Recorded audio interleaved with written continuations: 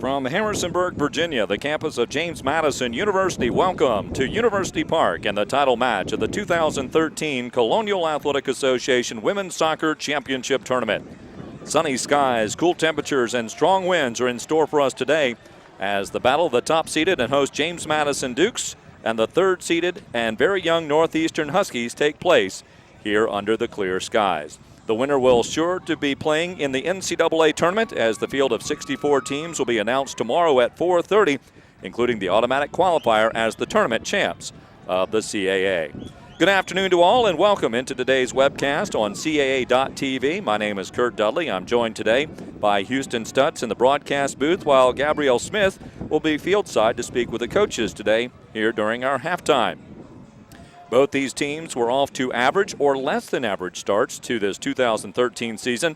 Northeastern came out of its non-conference slate with a record of 0-6-3, but it was a character builder slate for Coach Tracy Leon's young squad, which includes a dozen redshirt or true freshmen. Two of those losses were to nationally ranked UCLA and to Ohio State. But once into conference play, the Huskies found their balance and went on to go 5-2-1 in the conference, and they enter today at 5-8-6. James Madison was at one time 3-3, but since a 3-1 loss to Virginia Tech, which incidentally is playing for the ACC title today against Florida State, Coach Dave Lombardo's squad has gone 12-1-1, including a 6-1-1 mark in the Colonial. Houston, how did these two teams get through Friday's semifinals here to JMU's University Park? Well, in semifinal number one, William & Mary struck first just 2 minutes into the game to take the early lead. Northeastern then fired back with 2 goals to start the second half in the 54th and 55th minute to go ahead 2-1. Haley Sinclair and Hannah Terry scored the goals for the Huskies. Then 2 minutes later, the Tribe touched one into the back of the net. The team stayed knotted through the second half and 2 overtimes, but in PKs, Northeastern prevailed for the second time in the CAA tournament.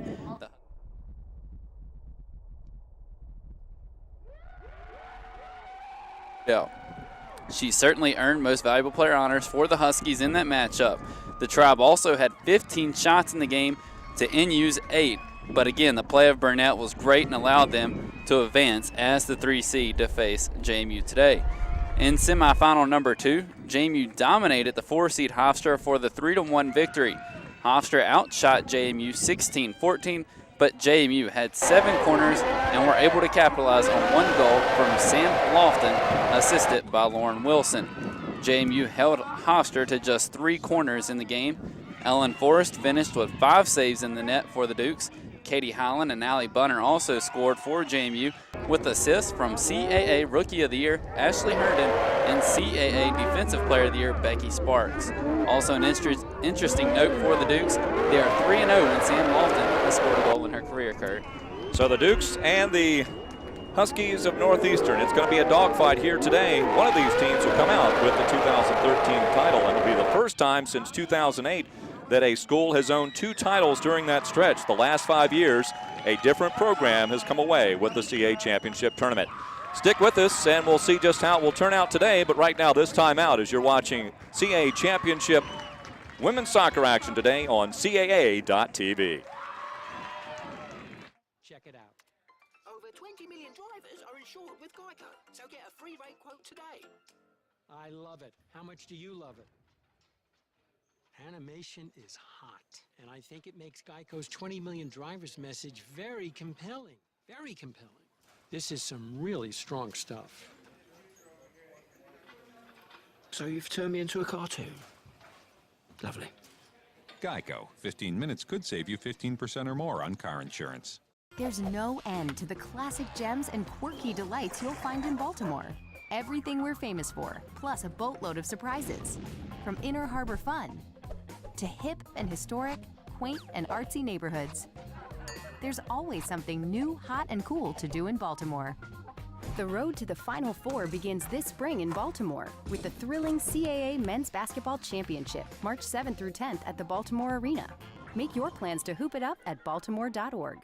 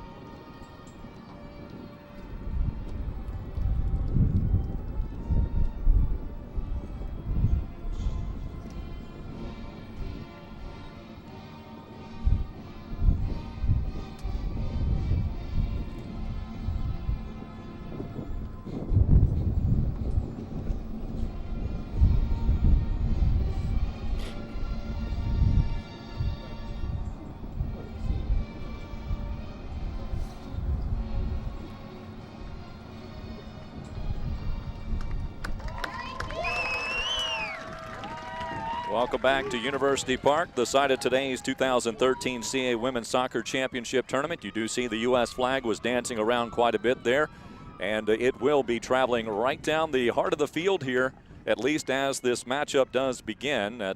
Typically this time of year we do get a lot of breezes throughout the Shenandoah Valley, and it could have its effect, particularly for the air game of these two teams here today. Let's take a look at our starting lineup. First of all, for Tracy Leone, the third-seeded Northeastern Huskies. And in goal, she had a wonderful day here on Friday. Paige Burnett, a junior, allowing 1.29 goals per matchup and a save percentage of .784. She's made 90 saves this season. Bianca Calderon, a second-team all-conference performer, will get the start, as will Hannah Terry, a first-teamer. And she is a senior from Park City, Utah. Calderon from Wellesley, Massachusetts. Hannah O'Donnell, a redshirt junior out of Dallas, Texas, a second-teamer.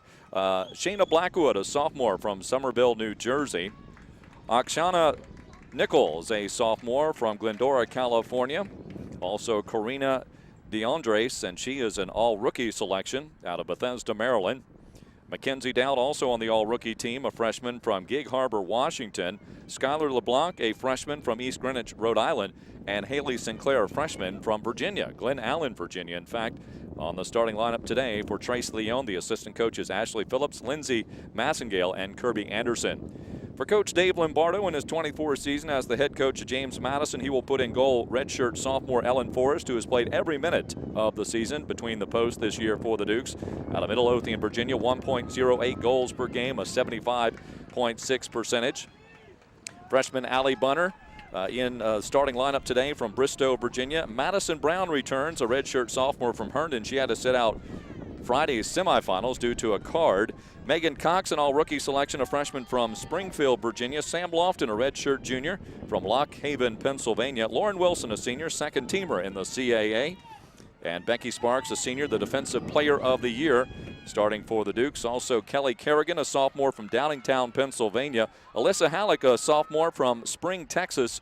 And Katie Highland, a junior from Islip, New York. And Ashley Herndon, a freshman, the Rookie of the Year in the CAA, starting for the Dukes of JMU as well. And the Dukes with that initial touch, but Northeastern will take it over right away, and the Dukes will have a throw-in down to our left. Two teams met just 2 weeks ago, Friday, in Brookline. The Dukes came away with that one, a 2-0 decision. Again, this is a very young Northeastern team, a dozen players that are either red shirts or true freshmen, and the true freshmen, the majority of a lot of those 12. I think there's 8 or 9 actual true freshmen. And just speaks to how well they're going to be in the years coming up. Tracy Leone is in her 4th season as the head coach. She started the Clemson program, and she is a North Carolina graduate, so she knows about winning championships, of course. She finished there in '89. The Dukes with an early touch there. Katie Highland that got the Dukes on the board extremely early here in the semifinal matchup on Friday night against the Pride of Hofstra. And you'll see a throw-in from Becky Sparks now, although it's going to be into the wind somewhat. She has the ability to put it easily in front of the cage with her throwing ability, but we'll see with the win here today. The Defensive Player of the Year hangs up in the air a bit. A header try. Out in front it is, and back off the back it is of Ashley Highland. And Paige Burnett, not a difficult save, but she was very much aware of where the ball was going. A good save by Burnett getting started early. 5 saves in the semifinal on Friday. Of course, she had to make those saves in the shootout as well. Sam Lofton takes it off the back of Hilby. Morgan Hilby, a sophomore from Manhattan Beach, California. That's off the hand of, looked like Ashley Herndon there, but no call, and play will continue on. At least from my vantage point. Of course, the officials right there had a better angle of it. Lofton will watch this one go out of bounds as he'll be there for the Huskies. As strong as the wind is here early on, it seems like the ball is flying really well against the green. Again, Leone was the coach at Clemson for a number of years, led them to 6 consecutive NCAA tournaments after starting that program, finishing there 89, 39, and 4. Meanwhile, Dave Lombardo, who was named the CAA Coach of the Year for the 3rd time in his career, he's the only coach to guide James Madison in its 24-year history. And he comes into today's tilt with a record of 293 wins, 185 losses, and 33 ties at JMU. 371 victories. That includes his years at Keene State. So he started both the Keene State and the James Madison programs. So today we've got a couple of coaches that have that startup resume in both occasions, Clemson and JMU, and Keene State, for that matter, for Coach Lombardo.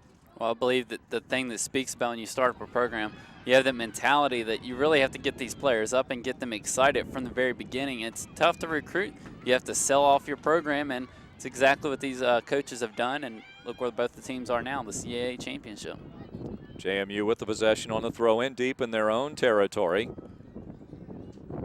And the throw comes in, knocked up into the sky by Sinclair. This is Lauren Wilson with the touch now for the Dukes. She's among the all-time leading scorers in Madison's history in the top 10. Actually at number 7. Here's the throw in. Comes back Halleck. The Dukes are without one player who was an all-conference performer, and that's Shannon Rano, who we typically see on that back line. Ball was out of bounds before Cox could get to it, and she is out due to an injury she suffered in a non-contact drill on Monday. So unfortunate for the junior, who was playing extremely well for James Madison on that back line, complimenting the Defensive Player of the Year, Becky Sparks, very much so. And there's a try by Nichols, and it's blocked by Herndon. Now up the field it goes with O'Donnell. O'Donnell slides it over, and Sparks sliding in for the tackle to take it away. Northeastern still. Here's a good cross. Got to watch the wind. And on the bounce, here's the ball possessed by Ellen Forrest. Forrest had to pay attention to that ball, had a nice loft to it, and all of a sudden it just dropped like it hit a brick wall right in front of the net. And she got it off the bounce, but a short bounce to say the least. It will be a good tactic by either team to put the ball in the air near the mouth of the cage, because again, these winds, if you get any spin on the ball, could certainly play havoc. Nothing will be straight on. There's a ball slipped through very nicely. Forrest comes up. This leaves the net wide open, but unable to settle it quickly enough. Sinclair, she could have taken a shot from there if the ball lies at her feet in a hurry, but instead it's going to go for naught. This is Calderon, an all-conference performer, second teamer. She sends it up the line, Madison Brown, to watch it go off the end line. It'll be a keeper ball, and Forrest with it for the Dukes. When Northeastern scored both of their goals in the 54th and 55th minute on Friday, there were both those passes. They just slid them right through, great through ball. So that's something the JMU defense, Becky Sparks, is going to have to look out for in the middle of the field. Again, certainly for many of these players, particularly for Northeastern, high-profile game as far as JMU seniors are concerned. They have won a championship before, James Madison winning it in 2010 and upset the host team that year, the Pride of Hofstra. In fact, Hofstra that season had won 18 consecutive matches. The Dukes won it 2-0 in Hempstead. Northeastern won the 2008 title. That's since joining the league in 2005. That's the only crown by the Huskies. William and Mary and Hofstra was the defending champ coming into this season. But they were the only. So all the 4 teams that were here for this semifinals and final had won a CAA title in the program over the last 5 years. Sliding it up, Wilson, Herndon, sent back forward, now cleared out by Calderon, put some air under it. Header won by Halleck. Allie Bunner. Bunner bowls her way through many times. That ball nearly slipped through, although would have been an offsides call, as well out in front was the forward for the Huskies.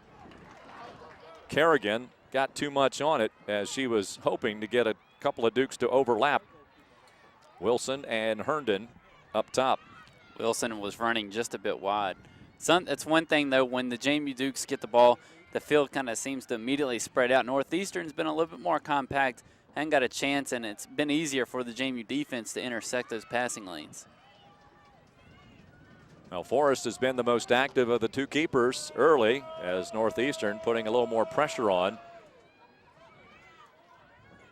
Now the ball headed forward by Kerrigan. It's going to open up right side. Highland circles back, and nice defensive play. We do get a whistle and a foul called against Highland. as defensively was Skylar LeBlanc, one of the true freshmen, again out of East Greenwich, Rhode Island. I'm not sure if that was a foul or it may have been a handball. Might have been, you're right, Houston. The ball bounced up, and that allowed Herndon to control it a little bit easier. University Park, the home team, of course, the host school, James Madison, as the #1 seed. That's the way they do it in soccer. In fact, Northeastern, this is not the only CAA title that the athletic program at Northeastern is gunning for today, the other being in field hockey. Here's a nice cross. It's going to end up on the far side. Still a threat for Northeastern. Laying it out front, and the ball blocked out front. Hustling in. Here's a shot, and it's into the goal. Northeastern with the early lead, getting it right at the top of the 18 for the Huskies. And again, the Huskies stayed compact there. The Duke's defense is all.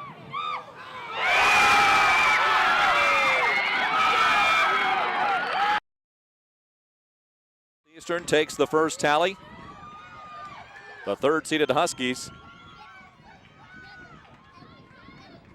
But if you're a JMU fan, then you know they like to play from behind and score goals late to make it interesting. And JMU with the restart. We'll get the official score on there. Apologize, missed that. And a collision here on the near side. I believe that's number 16, Shayna Blackwood, down for Northeastern.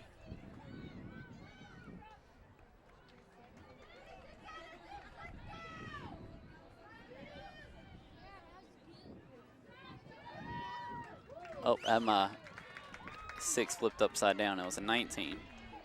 There you go. So instead it was Akshana Nichols.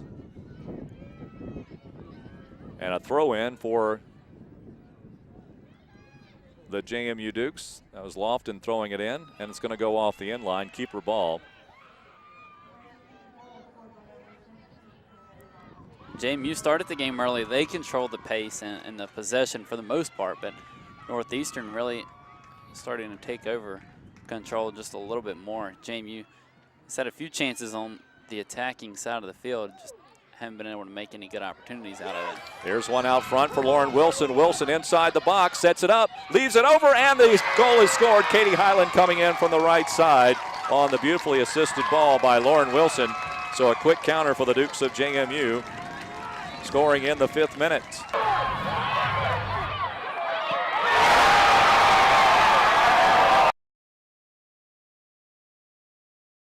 A little bit by Paige Burnett, but then again, very good unselfish play and got it across for the easy score for the Dukes. So Katie Highland, the leading scorer for James Madison. For Highland, chalk up goal number 9 on the season. And for Lauren Wilson, that is her 5th assist of the year. By the way, it was O'Donnell, Hannah O'Donnell, scoring her first goal of the season. Lauren Wilson also had an assist on Friday off a corner kick to Sam Lofton, who they really should try and get the score if they can tonight.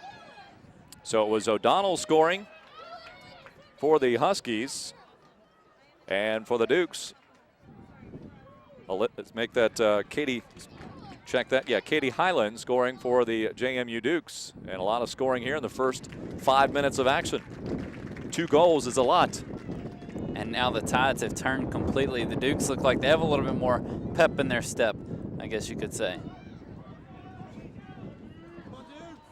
Dukes elect to go short rather than long with Sparks on the throw. Here's a lofted ball, a little too long for Kerrigan to get to.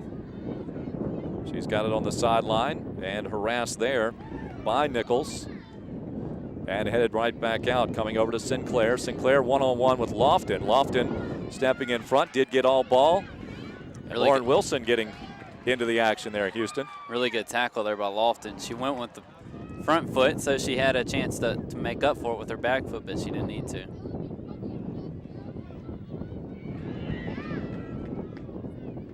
Ball last touch by the Huskies. Nope, they're going to say last deflected by James Madison, so it'll be a throw-in.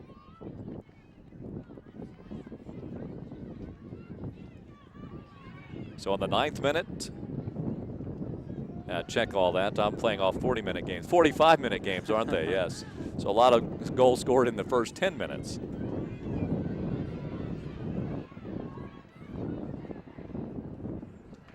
All the way back it comes now to Ellen Forrest. The wind may have helped that ball just a little bit.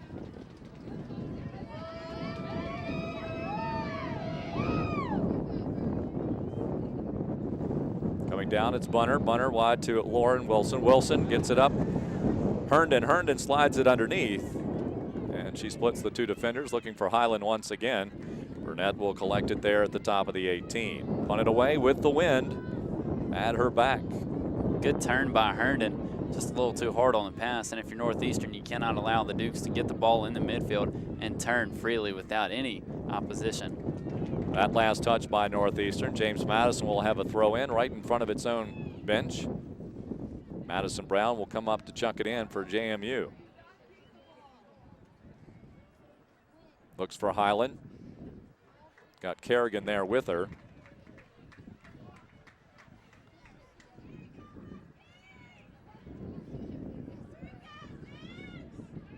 And another throw in for Madison. Sparks comes up.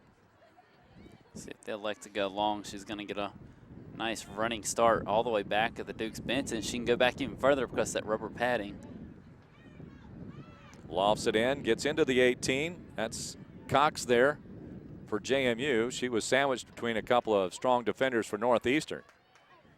And it goes off the end line. Once again, Burnett will have the possession. She'll restart everything here for this CAA championship matchup.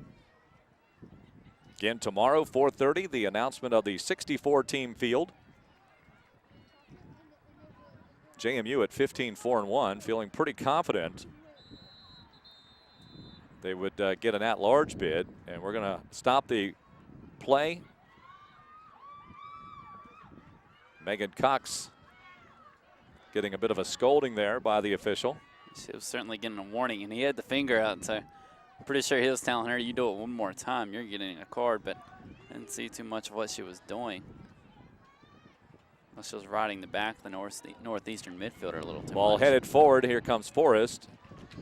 And coming into the picture, a Northeastern forward, and Forrest got there quicker.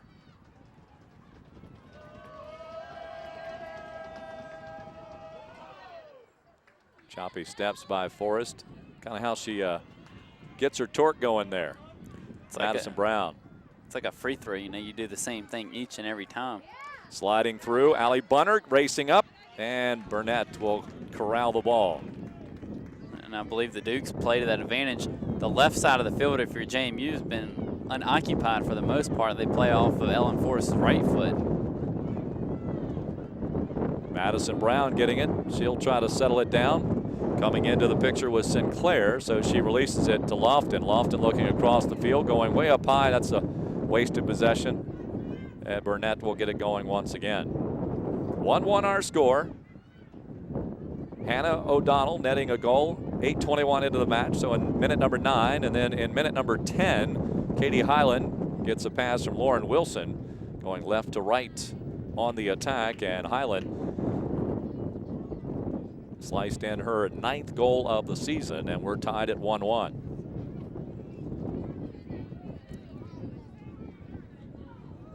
Battle in front of the Northeastern bench, kept in on the Northeastern side. Hilby has it taken away. Cox had to make a quick decision to Bunner. Northeastern forcing that issue, comes up with the turnover. Here's Sinclair. Sinclair working on the right side. Dowd will come up to try to meet it. It's going to go out of bounds. Mackenzie Dowd from Gig Harbor, Washington. 1 goal on the season, an all-rookie selection. When you got as many rookies as Northeastern does, you expected at least 2 or 3 to be on the all-rookie squad. Certainly, it seems like they're sporting the whole all-rookie squad of the CAA. There's a ball up the right sideline, and Highland able to keep it in play. Highland on a foot race on the far side, going stride for stride. A collision just outside the box, and it's going to be off the end line, and a corner play, the first we will see today. And a corner play from this corner might be a little difficult, especially with the wind, but the Dukes were able to capitalize on one from Lauren Wilson. Sam Lofton was able to score, but it looks like she's going to go take the kick.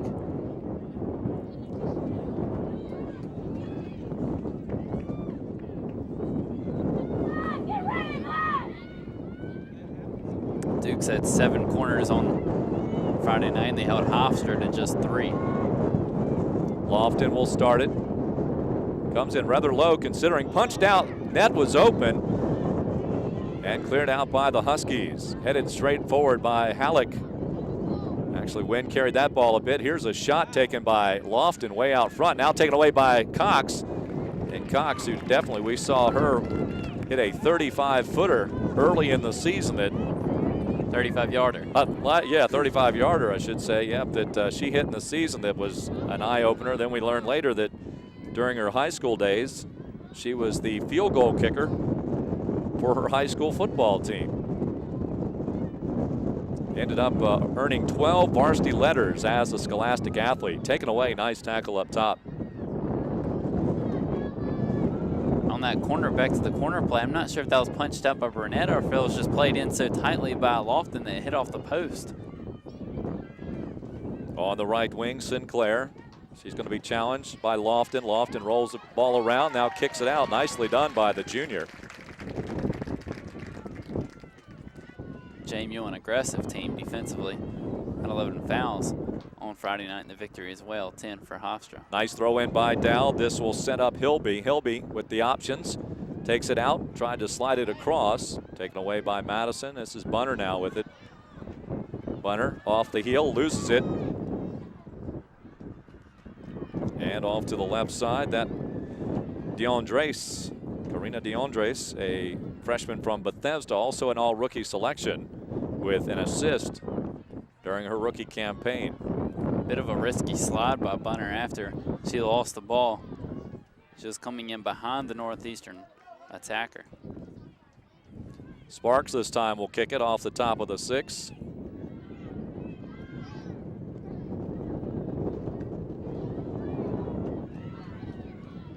This might create some problems. High bounce. Sending it forward on the kick was Nichols.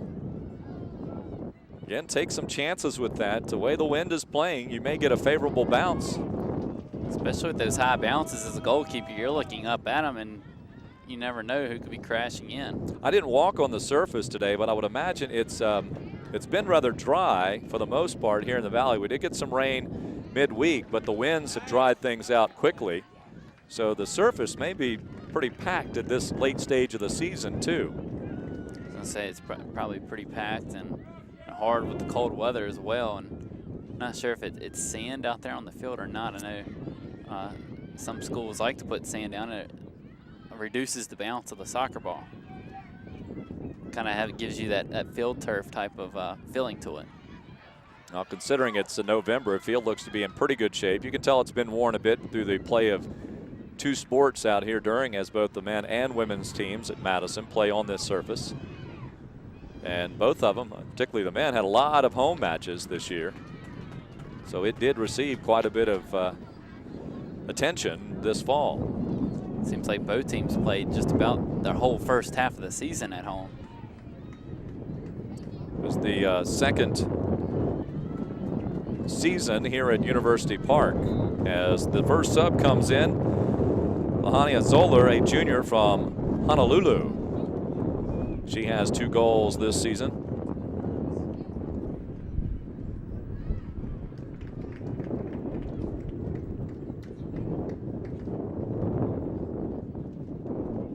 Playing in the 20th minute. The goals coming within a minute of each other.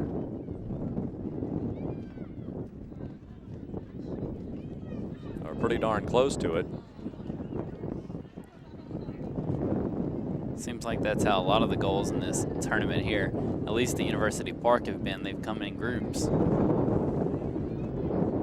Chip forward, Bunner is out front, and the 2 defenders will squeeze it. Calderon there to shield off Bunner from the ball. Also back there was Nichols once again.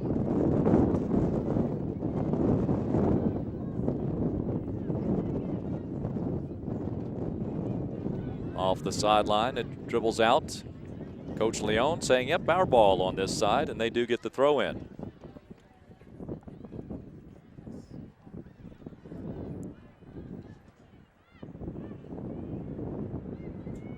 Bunner overshoots it. That leaves the ball easily for the Huskies.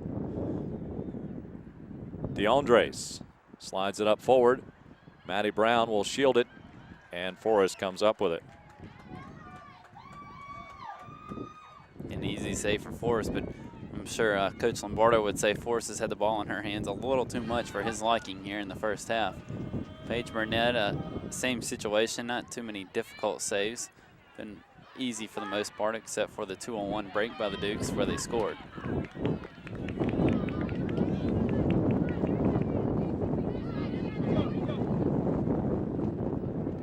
Dukes look like they're going to go to the bench for the first time as Haley Miller standing at the scorer's table on the far side of the check-in table.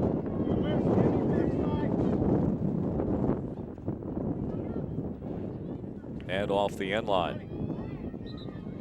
And here comes Miller in with the sub. And Allie Bunner will check out for the Dukes.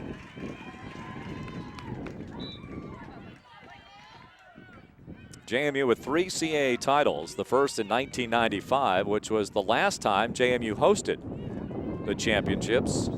Dukes beat William and Mary on that date.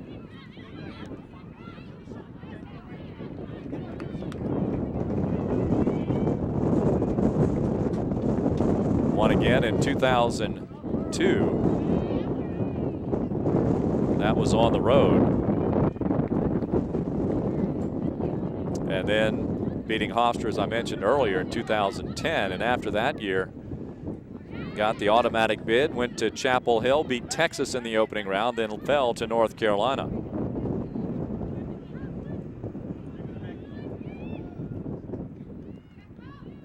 And Northeastern's lone CAA title in 2008.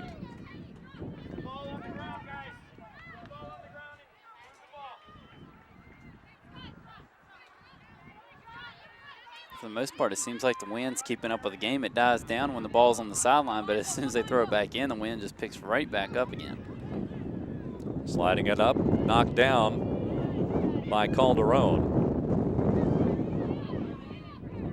Becky Sparks in a challenge that time with Hilby coming wide. This is Lofton. The Rookie of the Year with the touch there, Ashley Herndon. Coming to the near side, the Hawaiian, Zoller. Slides it back with a pass. Connects with Dowd. Dowd back to the mid. They'll zigzag it back, O'Donnell. Pressure applied by Wilson. But a nice touch by Calderon to play beyond Wilson. Now up the line it goes. Goes off the head of Madison Brown. Good numbers, sliding tackle.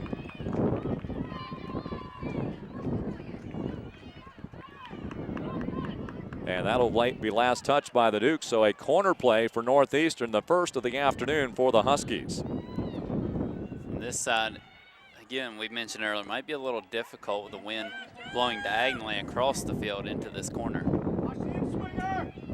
Swings it in, it's going to loop back forward. Here's the header try at the front of the cage and put back in.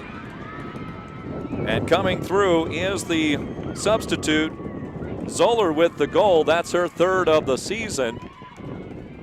She was in the right place at the right time, and Northeastern recaptures the lead. Scoring in the 25th minute, it's 2-1, the Huskies. At least from our angle, it looked like that ball had some crazy spin on it.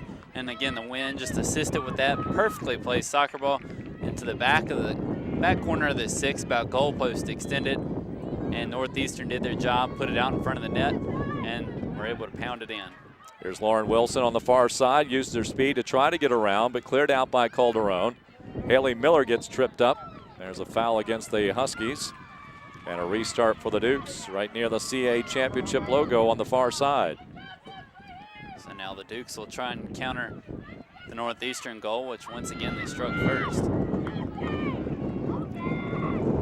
Becky Sparks. Choppy steps. This will hang up right in front of the cage, and no contest for anybody as it's easily plucked out of the sky by Burnett. No Dukes there getting in front of Burnett at all. They're all running behind her.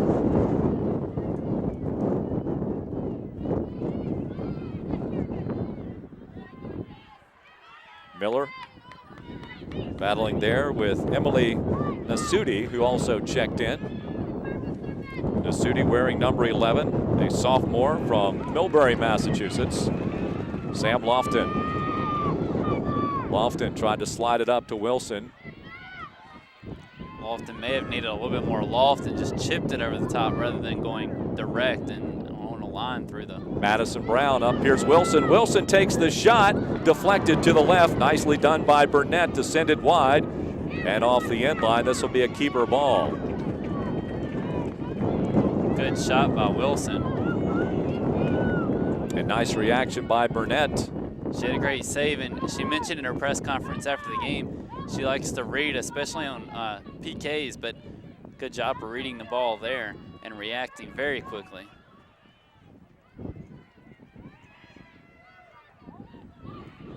Headed even further forward by Hilby. Halleck, the Texan, got a head on it. Back out to the Huskies, now stolen away by Miller. Miller with a hesitation. Will continue on. Kerrigan drops back. Now they go up to Highland. Highland now on this left wing, double teamed. They're going to say an offside against James Madison. And brought Highland to the near side. Wilson, they flip-flopped on the wings, keeping Ashley Herndon as the middle. Madison Brown, Highland, make that Herndon rather. Herndon slides it up. Thought I heard a whistle, I guess not. Maybe just the wind continuing to howl. As it is whistling on its own account. Ball deflected. That was intended to be a shot, comes out to Highland. Highland trying to get double teamed. Somehow keeps it in play on the baseline. And Burnett will come to pounce on it to squelch that threat. Perfect defense by Northeastern. You had one defender covering the ball, and then once the move was made, they forced the Duke and Highland to make a move and made it easy for the backup defender who had the cover to make the attack. Fundamental defense. Here's Zoller. She's got one goal, sets it across the mouth of the net. Approaching was Nasuti, but it took her a moment to get there.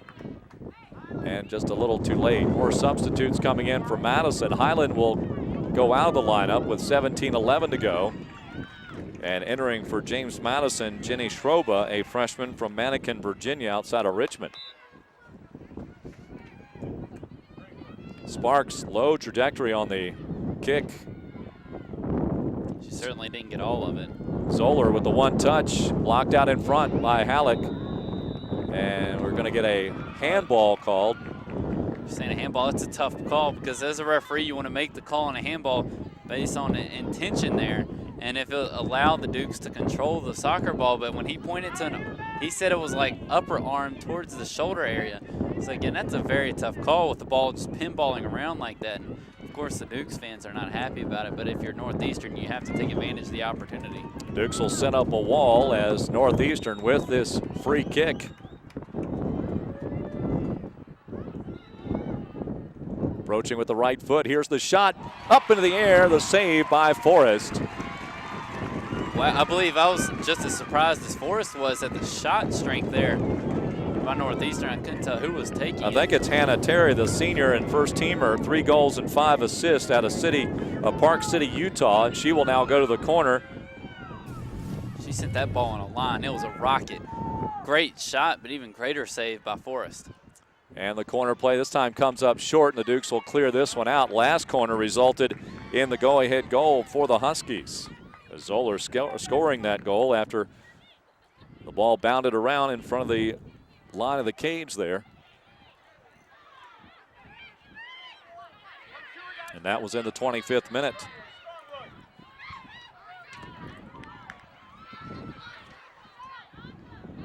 Northeastern midfield and defenders doing a great job of getting back to really control the swings by the Dukes. They're not able to get out in transition like they would hope to. They haven't really had numbers all night except for the one opportunity they scored.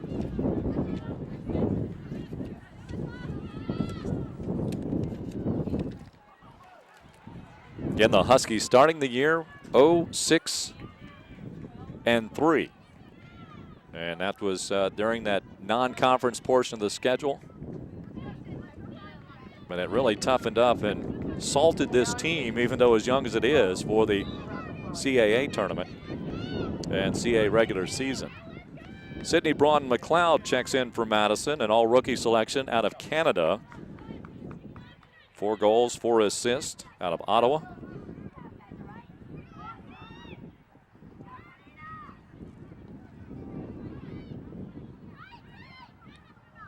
Kerrigan gets a foot on it. Herndon being harassed by Calderon. And now the Dukes, they just really need to push forward and get the ball into Northeastern's half of the side.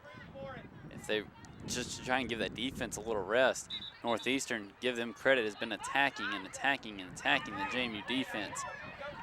Going to change the call, say it will go to JMU. Maybe, not quite sure. Oh, they're going to back her up. Cox took about 10 yards from where she was supposed to be. Huskies step right in front. This is going to make for a jump ball. Herndon with the header to Calderon. Cox. O'Donnell forcing her to change direction. Calderon. Haley Miller coming into the picture. Herndon slides it through. She's taken down. And the referee signaled for an advantage there, but the Dukes lost it very quickly. Throw in for Madison Brown, with Hilby there by her side. Hilby, nice touch, lost control. Halleck goes to the open space. Lofton comes up forward. Schroba is to her left, and that's where she goes with it. The freshman has it now. Freshman has it taken away. And a nice back pass by Zoller. Continuing to retreat. Dowd with the pass, and this is going to end up out of bounds. Sparks will come up to throw it in. Now they're going to give it to Lofton, rather. It's been a long time since this side of the field has been used at all today. Kerrigan trying to get in. Calderon trying to keep her out and doing a nice job of it as she collects the possession, and an easy pass up to Zeller. Zeller, though, misfires on her redirect. Halleck with a fake of it, and it goes up the field. Halleck chips it forward. That's going to be knocked out of bounds. A throw in for JMU on the far side. Braun McLeod, the forward, will slide up, and Cox will come in from the midfield to throw it in. Braun McLeod not using her speed and making that run towards the corner flag. Sitting back, Duke's lucky they maintain possession. Throw in. Comes out front. Little miss hit, but well enough. Actually, very nicely done by DeAndre. It's not exactly what I think she intended, but it worked very well for her. Here's Zoller. She's going to try to feed it across. She does so, but not a Husky in front of the pack there. Closest was Hilby.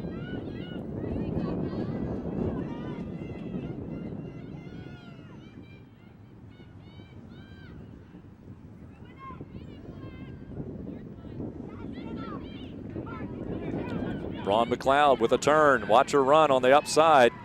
Braun McLeod inside the 18, sends it across, comes back out high, and deflected away by the Huskies.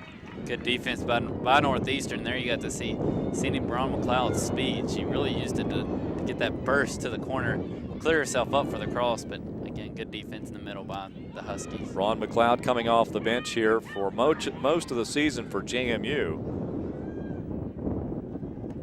And that's off the sideline. And Schroba nicely defended by the pack of the Northeastern Huskies.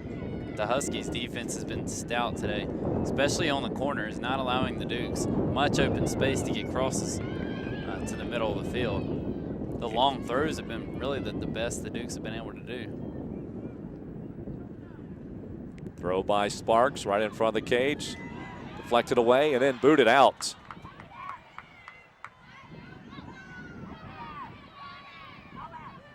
Now Sudi heads it forward. Madison Brown finally collects it for JMU. Sudi gets right back into the picture. Here's Brown again. And Brown missed the semifinals due to a card situation. So the Dukes are without her as well as the injured Shannon Arano.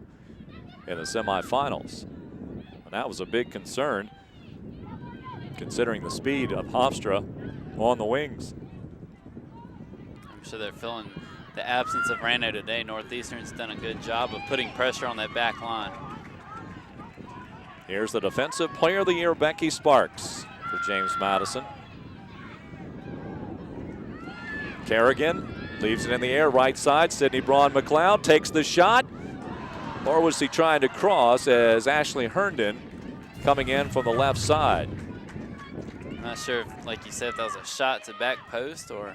Well, Sparks directing it. And then the quick touch and turn by Kerrigan. McLeod just waited for the ball to bounce a little bit rather than getting the half volley off the bounce. Still couldn't tell whether she intended to pass or shoot.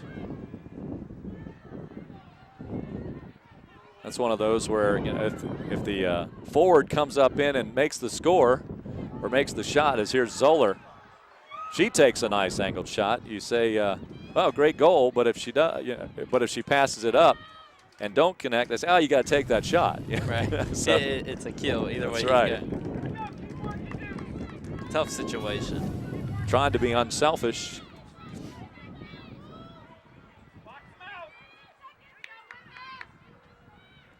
Northeastern 7 shots, JMU 5. Burnett with 3 saves, 4 is 2 for the women in gold.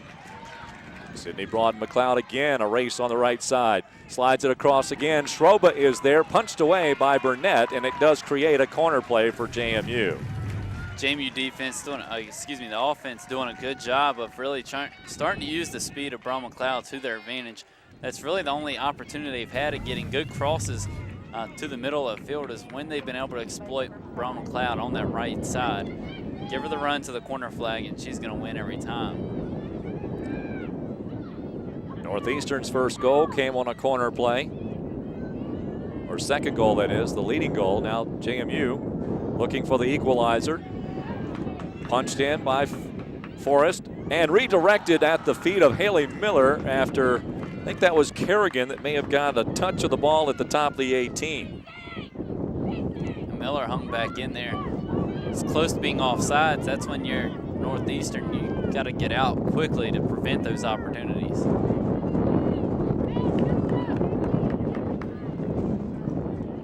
Wind continues to whip around here in the Shenandoah Valley. Not a cloud overhead. There are some on our western horizon over near the Allegheny Mountain Range, Shenandoah Mountain. But everything right above us is clear blue, making for a nice day here otherwise. Tell you, if the wind weren't blowing, it would be a very comfortable temperature day here in the valley as well. I believe the high is set for 58 today. But with the wind, it feels more like probably 48.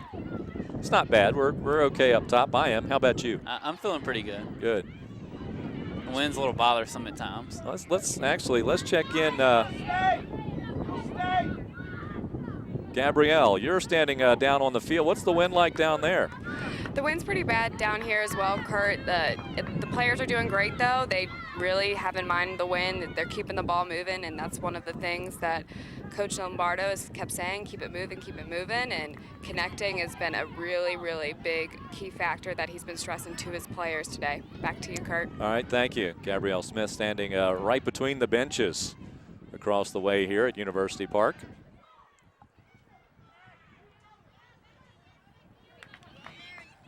Cox will boot it out of bounds, a throw in for the Huskies. You keep the ball moving like you said, just trying to keep a ball on the ground, rather keep the wind out of the factor, but also try and catch the Northeastern defense flat-footed at some point because they've been very good on the edges. Huskies will come in with some substitutes, actually just one. And we will see come to the field Nicole Wilkins, another one of the true freshmen out of Massachusetts.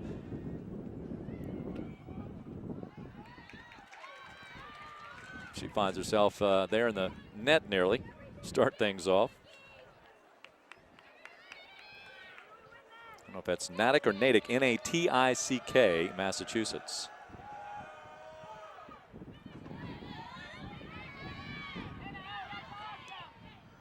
Miller.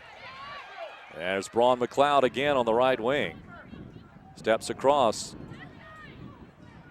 Gets the left-footed shot off. Settled in by Herndon. Braun McLeod still putting pressure on off the end line.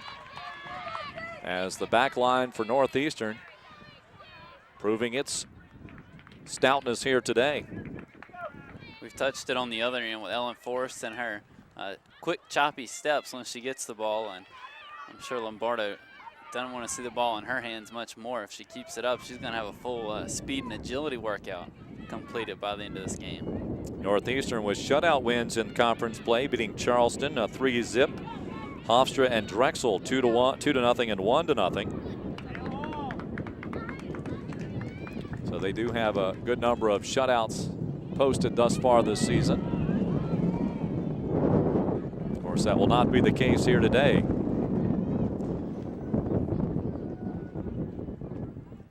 Also at halftime, we will hear from the coaches. And halftime, just 3.5 minutes and a few seconds away.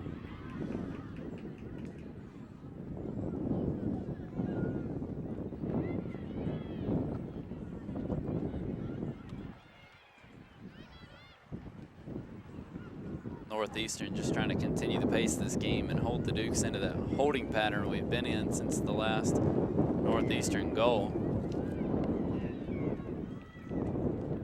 If something opens up, you certainly want to take advantage of it, but other than that, gets a halftime with a 2-1 lead on the home turf of the Dukes, and I'm sure Coach will be happy.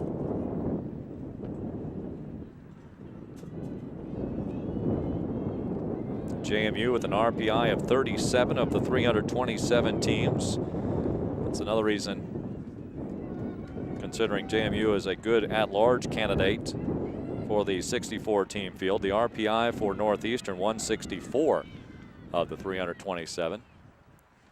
So right there in the middle of the pack, really Northeastern. The only way the Huskies season will continue is to win this matchup here today.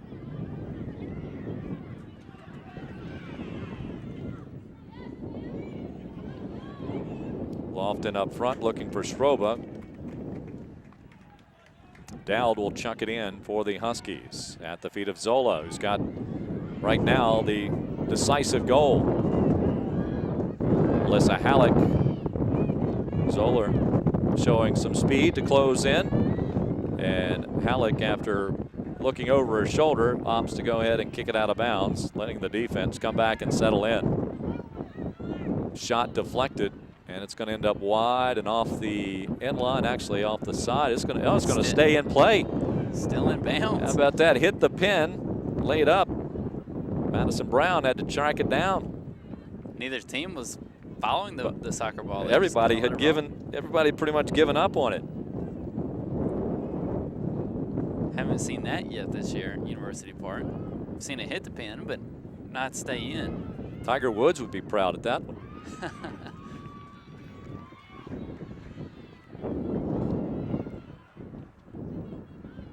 And a corner play resulting here for the Huskies.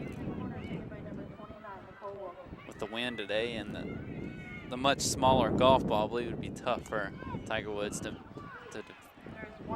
meet that purpose. Wilkins with the corner try. Trying to put it right back into the mix again. That ball deflected out, punched out by Forrest. Open net. A lot of contact. One of the Huskies down in the 18. Forrest coming out, punching it away. Let's see if we got that on replay. You'll see the collision if we do. Forrest came through strong.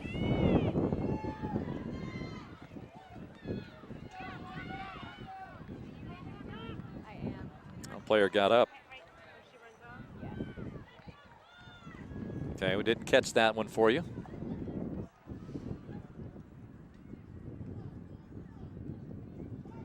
But as a coach, that's exactly what you tell your goalkeeper. Go crashing in. That'll be a foul against the Dukes. Haley Miller. No, is that Miller? Yeah, Miller. Taking out the Husky. So the referee called on to that. I was going to say good stoppage of play by the Dukes with 45 seconds and counting. It was a free kick, but they just continued to talk to the referee and let time tick until he signaled for the stoppage.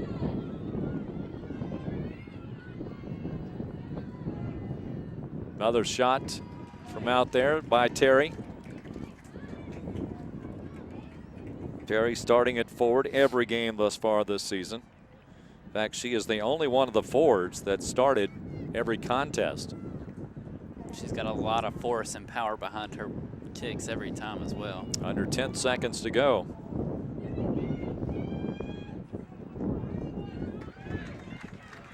And we're at halftime with the third-seeded Northeastern Huskies scoring goals 1 and 3 of this first half of play. O'Donnell with the goal in the 9th minute. The Dukes tied it up. Katie Hyland with a score and assist from Lauren Wilson in the 10th minute. And then the 25th minute, Zoller with an assist by Morgan Libby on the 3rd goal of the season for Zoller. And we are at halftime. 2-1 is our score as the teams head to their respective team rooms here at University Park.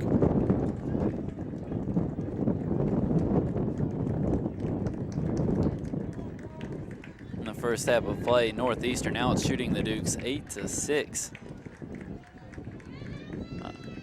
Burnett has 4 saves, while Ellen Forrest will go into the locker room with 3. Northeastern also has the advantage on corner kicks, 3-2.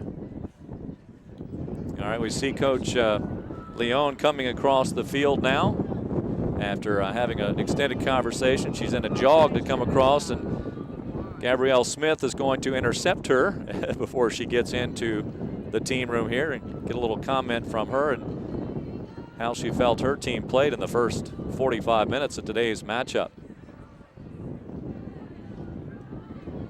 Hey, Coach, can I grab you for a quick question? All right, Gabrielle's got Coach Leona. We looking here? Yep. Hey, Kurt, so I've got Coach Leon here, and I just want to ask you, you're up 2-1 at the end of the half. What are your thoughts on that first half? It was a great half of soccer. Both teams are playing well. Both teams are playing hard. We're really excited to be in the position we're in, but it's a long 45 minutes left, so we know JMU is going to come out fighting, and we hope to do the same. Awesome. What are you going to tell those players in the locker room right now as you head into that second half? Just to continue to focus and keep our composure and be very task-driven. Stay to the tasks that are important to be successful in the game. Great. Thanks, Coach. Good luck for the rest of the game. Thank you. All right. Thank you very much, Gabrielle. The Dukes and the Northeastern Huskies have played 45 minutes of this championship matchup, and it's the Huskies winning this dogfight right now in a score of 2-1. We'll be back with more of our halftime after this timeout as you're watching CAA Women's Championship action this afternoon on CAA.TV.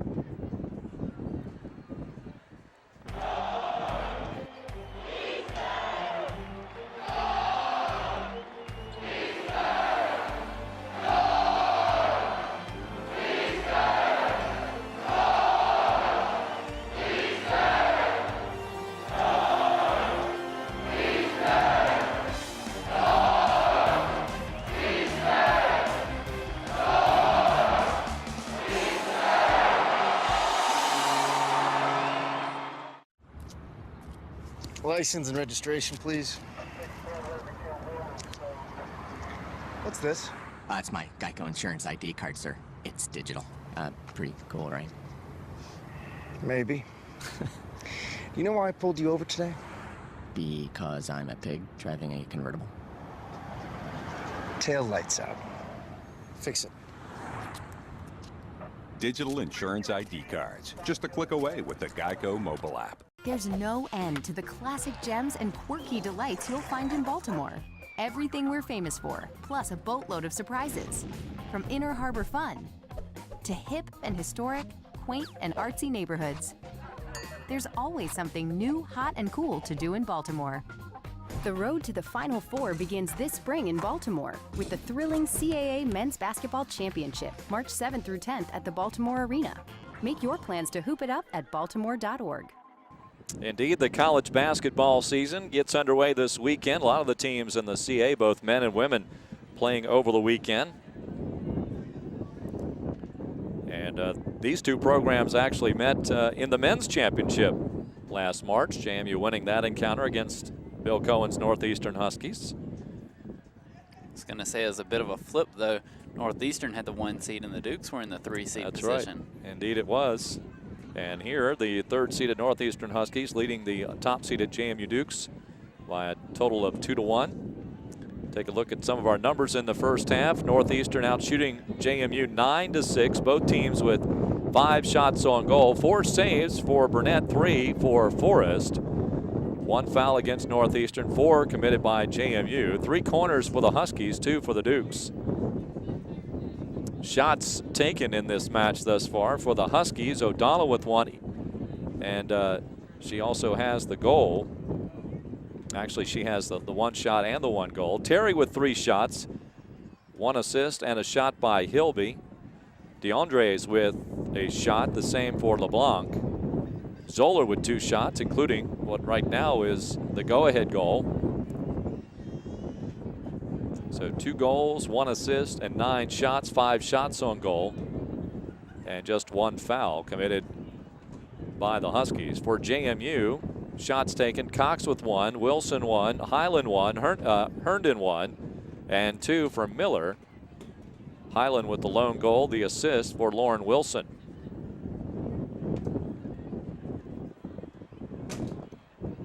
Again, the scoring summary. 8:21 into the match. O'Donnell with the shot inside the box, pretty much direct on. And that with 8:21 to elapsed, so in the 9th minute. Then at 9:08, less than a minute later, Katie Highland with a goal streaking down the right side as the ball was slipped up to the left by to Lauren Wilson. And Wilson crossed it, and an easy goal for Highland, her 9th of the season. That goal by O'Donnell, by the way, was her first. And then on a corner play in the 25th minute, 24:31 elapsed when Zoller stopped the clock with her net. And that on an assist by Morgan Hilby. That was the 3rd goal of the season for Zoller. And that's where we stand right now. 2-1 Northeastern with the lead. We've also noted a bit of a shift in the wind direction. Starting to work. It was going straight down the field, then it shifted where it was coming more of a crosswind here just a moment ago and getting a little more brisk, you might say. And we do anticipate that may very well pick up during the course of the afternoon. And that may have a big effect on the final 45 minutes of regulation here today. 2-1 is our score. We're going to take another break. We'll be back with more of our halftime here as you're watching you're watching women's soccer, JMU's Dukes and the Northeastern Huskies in the CAA Championship here this afternoon on CAA.tv. James Madison is so unique for our community. We are here for the students. I teach because I want to transform lives. I teach so that I can help people do things that they never thought they could do. Discover your passion. You can make a difference.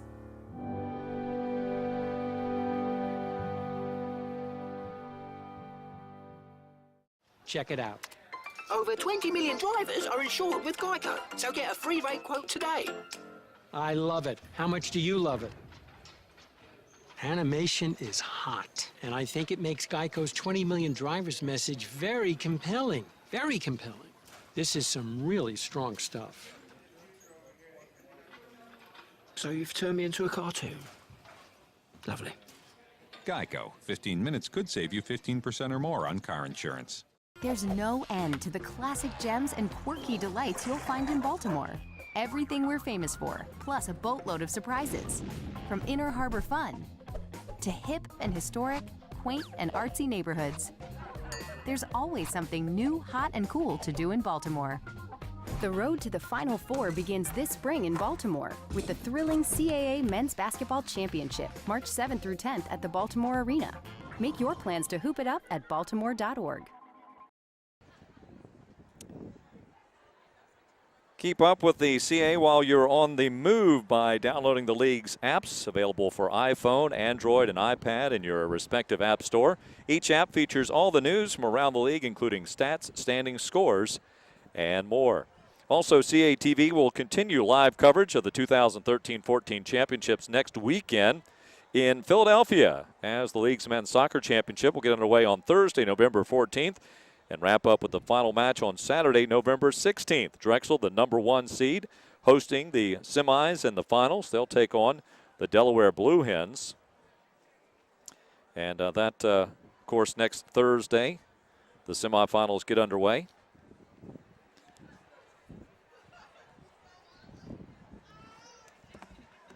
And here it's 2-1, Northeastern leading. James Madison. Most of the most of the conference championships around the United States for the women will finish up today. Some may actually be done already, not positive about that, but I know a good number of conferences have their championships today, and many automatic qualifiers, including, of course, the CAA. And the national championship for the women will take place in Cary, North Carolina. And the championship gets underway next Friday. JMU coming back out of the locker room. Northeastern has yet to emerge. Cary, North Carolina, the site of the ACC tournament this weekend as well. Yeah, a bit of a surprise. Virginia was defeated by Virginia Tech on Friday night. That was the Cavaliers' first loss of the season. They expected North Carolina and Virginia to be playing today, but instead it's Virginia Tech and Florida State.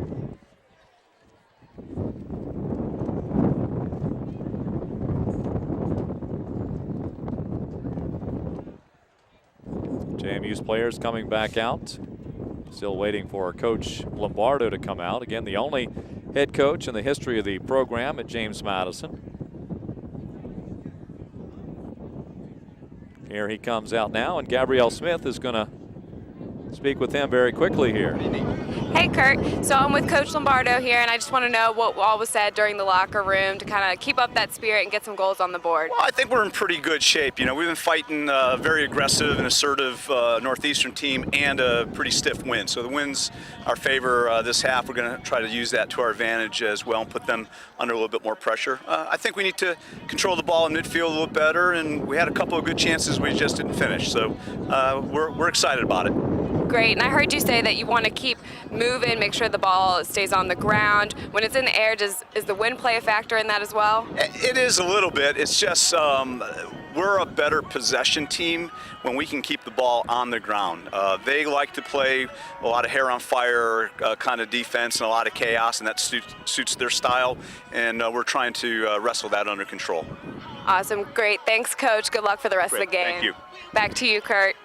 All right, thank you very much. Gabrielle Smith talking with JMU head coach Dave Lombardo. His team down 2-1. And just a couple of minutes away from cranking this one back up again here at University Park.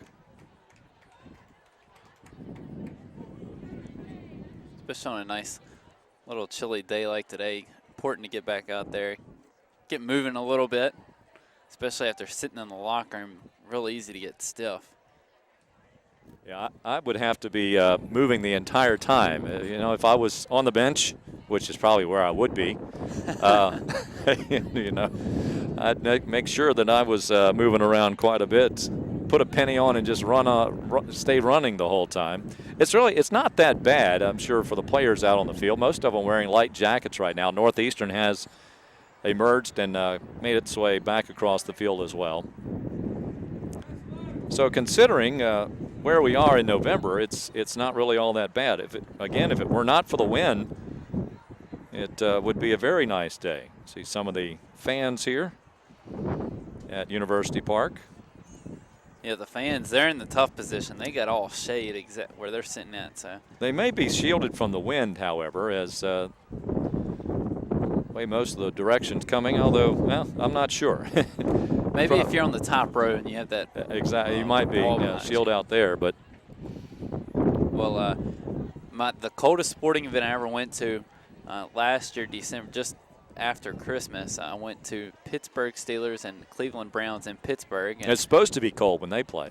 Exactly, and I don't think too many people can say they went to a snow game in Pittsburgh and sat on the very top row of Heinz Field like myself. So I was up there, and we were on the side. Of course, you got the river right behind the stadium. Oh.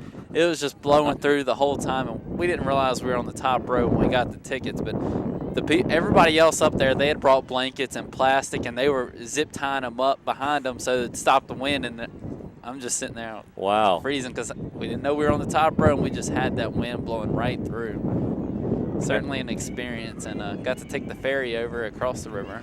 Now here we are. Now there's a young man that's just walked in below. It looked like he's ready to go to the beach. I mean, he's got a very beach-looking shirt on, shorts. Got the Vans. The Van shoes on, short sleeves. He must love cold weather. He must, or must be psychological. If you feel like you can go to the beach, it won't be that bad. Maybe so. Wow. And, actually, you know who I think that is? I'm not sure if I have to take a better look. That may be the husband of one of the former assistant coaches for the JMU program.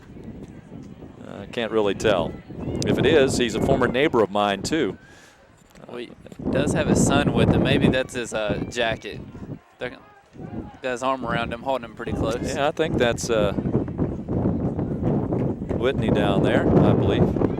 Anyway, let's get back to the action here. Kurt Dudley and Houston Stutz with you this afternoon. Glad you're along with us here on CAA.TV. And we get back underway.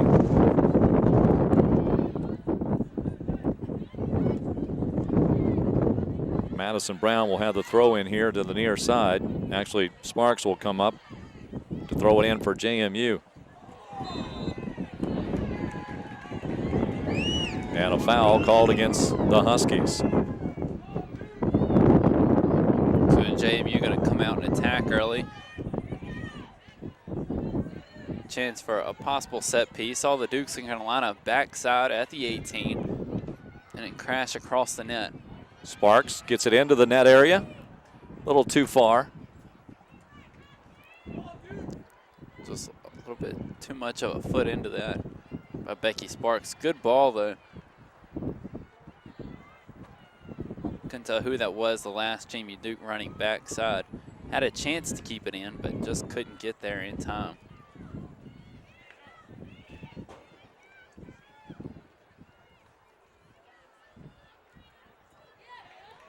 Especially in Becky Sparks' case, it's tough to read on those long plays like that because during halftime alone, the wind just switching directions on us.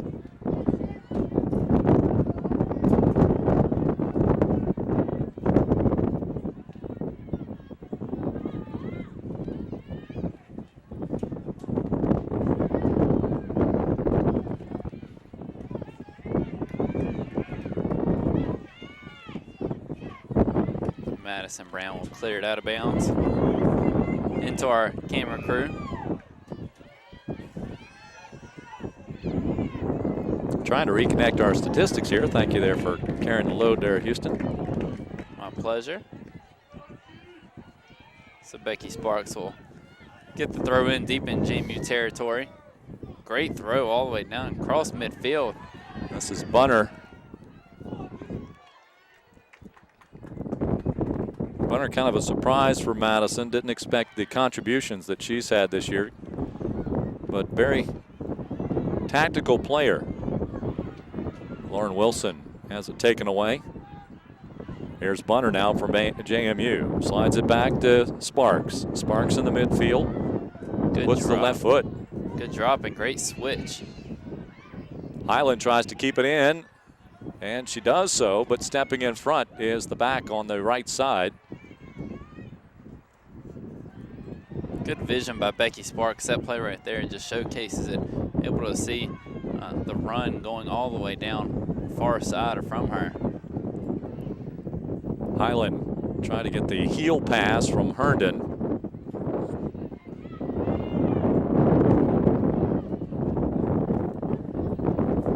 Kind of like the approach Leon was saying is just focus at the task at hand. Don't worry so much about the magnitude of the game, but take care of business, and the magnitude of the game will take care of itself.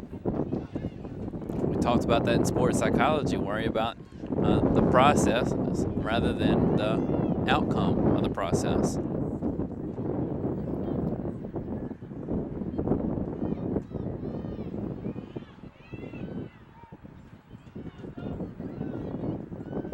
Burnett will start it from the top of the 6.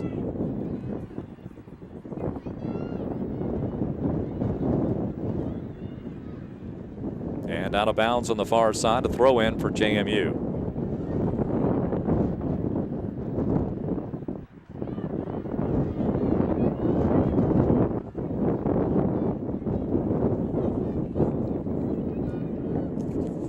So again, this game picking up in the second half, kind of where it left off in the first. Neither team really asserting its dominance, just a lot of play in the midfield, bouncing back and forth, and on occasion you get it into the attacking third, but no real threats for either team.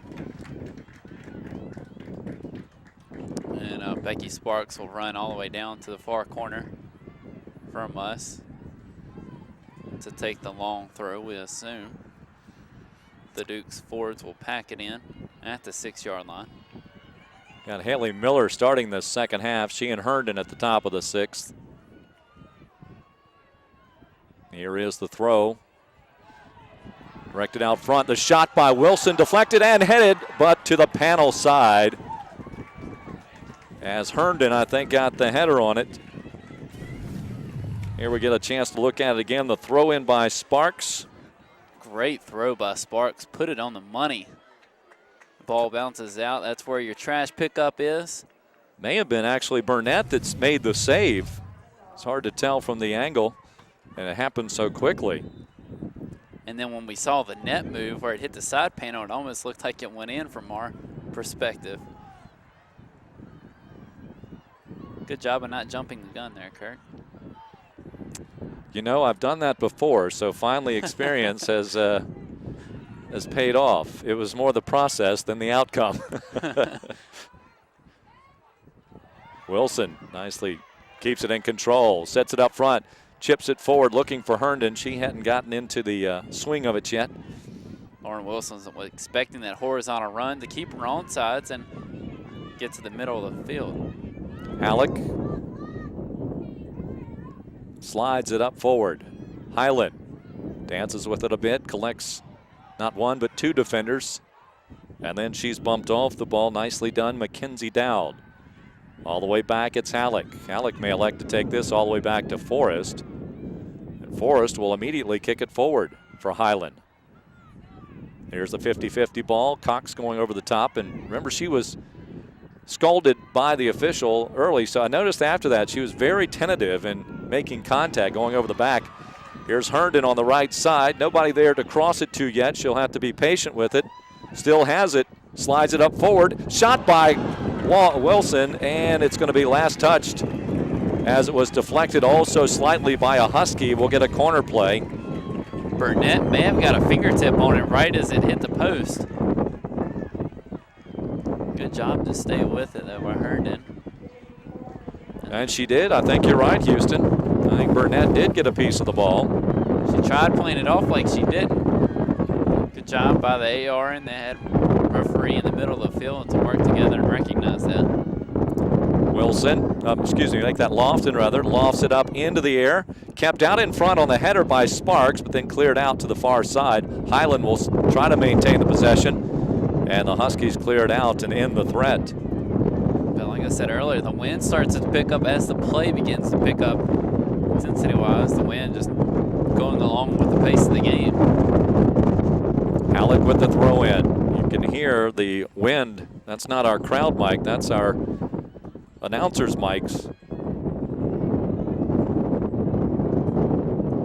As it does continue to howl at a pretty brisk pace here this afternoon. And it's into the face of the Huskies, so they're challenging the Dukes defensively and the wind during this 45 minutes of play. That's where the coin toss is all important. Knowing how to play your home field advantage. Zoller up the line to Hilby. Those two connected for the last goal of this match, which has the Huskies out in front 2-1. That goal scored in the 25th minute. JMU's out shooting the Huskies only so slightly, 9-8. Good hustle by Allie Bunner. She came all the way across the field. That's a 60-yard sprint, and she did so in a matter of seconds. Over the head, Blackwood. Huskies trying to gather it here. Pressure by Highland after the touch. Looking up the field, it's O'Donnell, but that ball intercepted by Sparks, knocked down off the foot of Blackwood, but JMU regains it. Lofton had to make a quick decision. Halleck with a side pass off the side of the foot. Wilson, and Highland was onside, but the ball too far out in front. It'll be a keeper ball. Saved off the end line by JMU Athletics photographer Kathy Kushner. She probably took a picture of the ball before she stopped it, if I know her. Probably took a good few shots of the ball. Ball hangs up in the air. See Cox again. She'll slide it back. We'll do it all over again. Herndon putting a little bit of pressure on.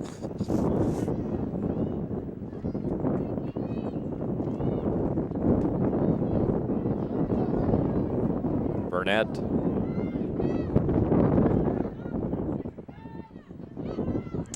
Burnett with 5 saves.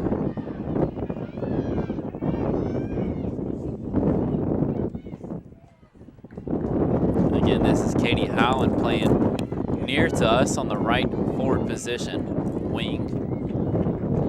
They had Ron McLeod in as well, and still sticking with that game plan, really attacking the left side of the Northeastern defense. Sparks with a throw in. Between all the cameras down on field side. Lofton.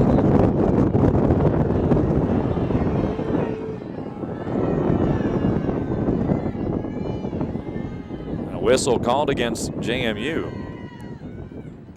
May have been a touch foul from the NCAA. I didn't see much there to warrant the whistle, but the official right there on it. And he's the man that matters. Burnett way up top now. Highland with the header. Or Miller. Here's Highland now. Tried to slide it through 2 defenders. That's a dangerous situation. Herndon racing on. Miller back out in front again. Calderon off the bounce. Touch pass by Cox to Miller. Miller slides it over.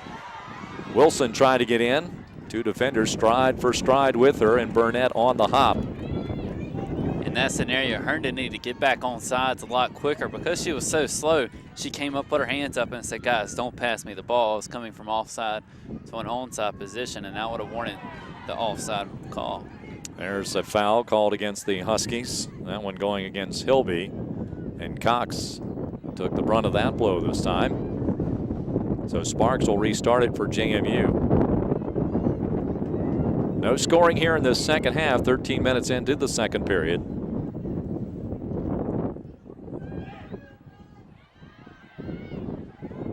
Fended right back out by the Husky line. Madison Brown chips it forward. We get an offsides. Yep, went from an offside position to the onside. Dukes fans may have been warranting for the high kick.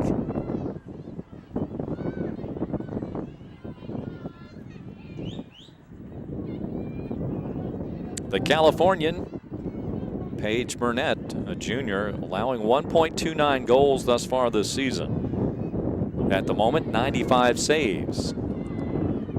If she keeps it up and Northeastern does win this match, I believe it's safe to say she could win MVP of this tournament. Got a timeout as Morgan Hilby down. She may have looked like she got hit in the face on the incidental contact as she and Haley Miller were going up for the ball in the contest at the midfield. Good leadership in the huddle by the Dukes of Becky Sparks. You can look at her down there now. She's called all the girls in to kind of an advantage for the Dukes. They get a timeout in soccer where you typically don't get one, and now Becky Sparks is, as you see there, she's laying down the law for the girls for the rest of the way. She's kind of that on-field coach for Lombardo.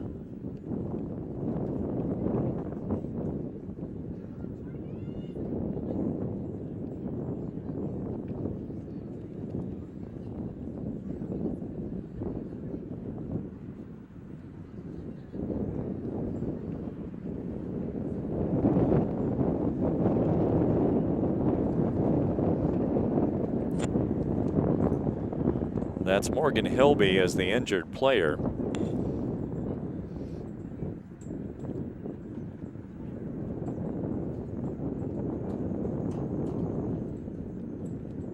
And I think she got hit in the right eye. I don't know if she got a finger in the eye, poked in the eye. And going out to assist, that's Dr. Duduk, who is the athletic physician at James Madison.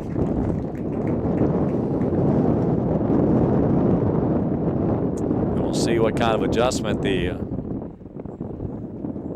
Huskies do with the absence now of Hilby. Hilby from Manhattan Beach, California in her sophomore year. 3 goals and now 6 assists, as she had the assist on the Zoller score off the corner play. She's been an important part of the midfield and forwards for the Huskies that really took over at times in the first half. Put a lot of pressure on the JMU defense. They're walking her really slow. I mean, considering, you know, it's an upper body injury, to be that slow going off, really a concern, I would think. I'm sure they'll probably evaluate her for possibly concussion or anything like that with a blow to the head. And the Dukes will do the sportsmanlike thing and give up the ball to the keeper for Northeastern.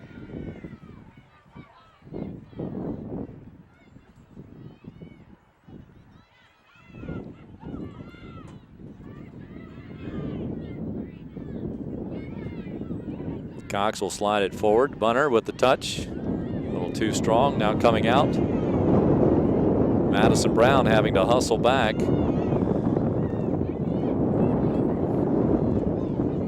While Blackwood was getting there, now sliding up. Northeastern building here. And an offside call against the Huskies. Offsides on our near side. I didn't get a chance to catch and see who that was on.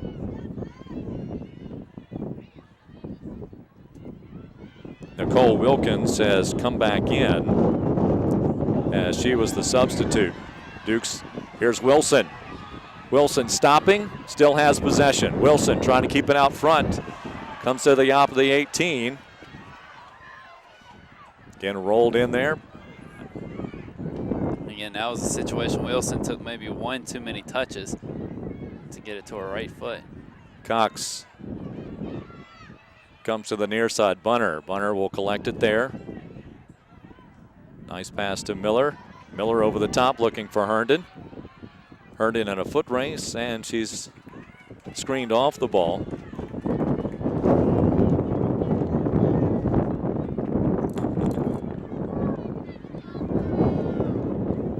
LeBlanc, the player that kept Miller, or make that Herndon from getting to the ball before it gets off the end line for the keeper ball. Burnett again. They've been going at the freshman Skylar LeBlanc pretty much all day on the left side of the Northeastern defense. Zoller passes it back, racing forward. That's Dowd. She lost her footing. And the possession. Throw in for Lofton. Now just moving up the field about 20 yards.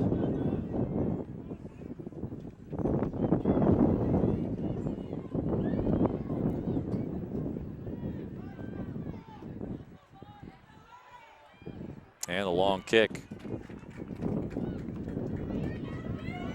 Gabrielle, you were looking back at the injured player. Are they looking at her eye? Yeah, they are. Her eye is very swollen.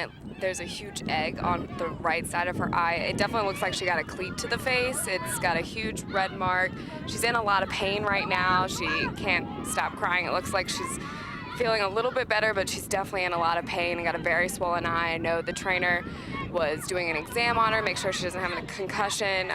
The coach is going over, making sure that she was okay earlier, but I don't think she's going to be able to enter back into the game today, Kurt. All right, thank you very much. Gabrielle Smith on the sideline.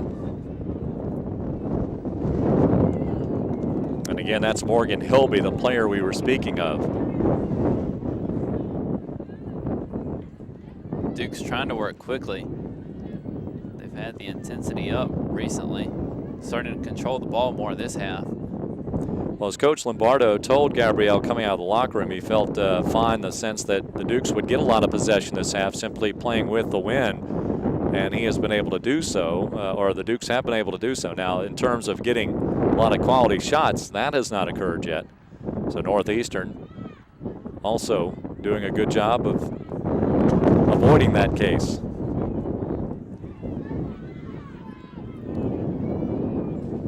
Still 28 minutes to go in regulation.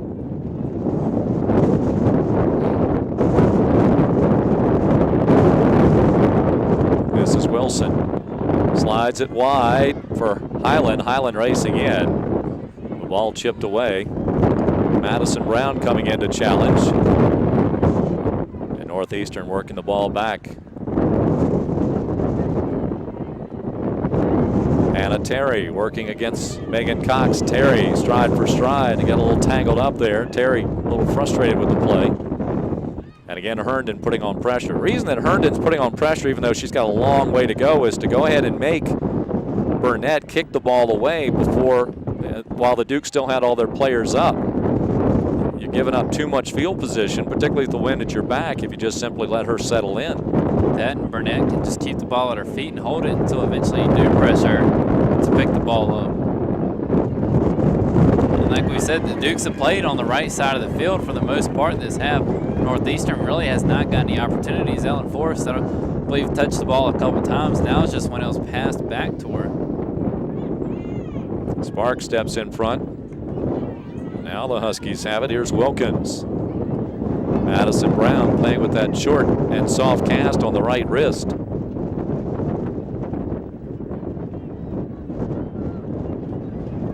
Lofton with her third career goal coming here on Friday night, and every time she has scored a goal, the Dukes have won. And another collision in the field. That's Wilson going down for James Madison. Wilson went in from behind, and I believe she was just trying to get back at the Husky, who bumped her off the ball just a little bit. Mackenzie Dowd. So that's more of a frustration foul than anything. Kelly Kerrigan has come back in for JMU as Haley Miller, who started the second half after coming off the bench in the first half.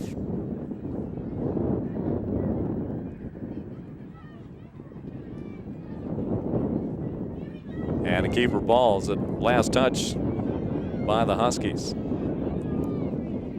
Substitutes coming in. Highland will check out. Braun McLeod will come to the near side, so we'll get to watch her sprint up the sideline real close to our broadcast location. And on the far side, it'll be Jen Schroba. So a substitution of the forwards for the Dukes. Still in the middle is Ashley Herndon. So the Dukes trying to get more pressure on the Northeastern defense. And when Braun McLeod was in, they got quality chances on the right side. Her speed was just not compared to LeBlanc. She was able to blow by her, per se. And we got another Husky down holding her face. And they're still worried about the last one, Hilby.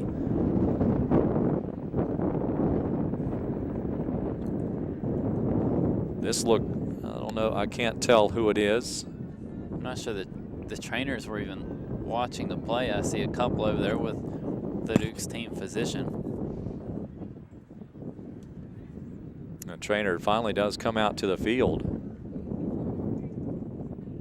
with that, both teams will head to the sideline. You see a look at the fans here for this championship game of the CAA tournament. So we're in the crossover season of sports, of course, with basketball underway this weekend, but many championships underway as well. Last weekend was the first of the fall championships for the Colonial, for the CAA, and congratulations, I know, to the tribe of William and Mary, sweeping the cross-country championships, taking the top 5 spots on the women's side. And honestly, I'm not sure who won for the men. William and Mary always pretty good, though. Well, with that crossover, it just means more busyness for us. You're not kidding. I went to a local game, a Division III game here in town yesterday. It was a great ball game. Randolph-Macon College, which is just north of Richmond. Of course, the home of the CAA. And Randolph-Macon beating Bridgewater College 35-34. The score was 13-7 at halftime, favoring Bridgewater. And then Randolph-Macon took a 14-13 lead, and they traded scores all the way up until it was Randolph-Macon 35-34 with 1:20 to go, and Bridgewater missed a 40-some-odd yard field goal with 2.1 seconds left, and Macon held on to win it, which means Randolph-Macon plays Hampton-Sydney next weekend for the ODAC title, and that's a classic Southern battle. That's one of the longest-running rivalries in all of college football, Randolph-Macon and Hampton-Sydney. But ran to a lot of people, and they're like, well, why aren't you in New Hampshire today for the JMU New Hampshire football game? Well, because it's basketball season, so I was actually in Charlottesville for the JMU men's game against the Virginia Cavaliers.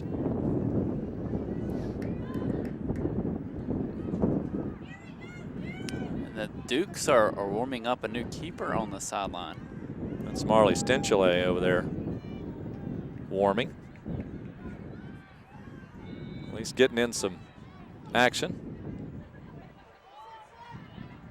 Ball gets inside the JMU 18. Madison Brown will clear it out. Brown comes back up again, up the sideline. I'm not sure if they're thinking of going to her or if she's just trying to stay warm over there. Yeah, good question. Because you mentioned earlier, Ellen Forrest has played every single minute for the Dukes in the net this season. All right, Haley Sinclair back in for Northeastern, as well as Hannah O'Donnell. And they gave a yellow card to Allie Bunner. I didn't see that.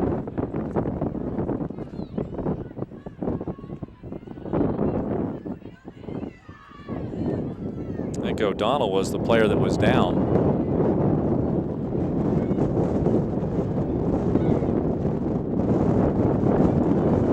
Schrober working on the far side. Dowd is there with her. Now she gets a little help from Nichols. Eventually just sandwiched off. Schrober steps right in front, still with the possession. Slides it back to Megan Cox.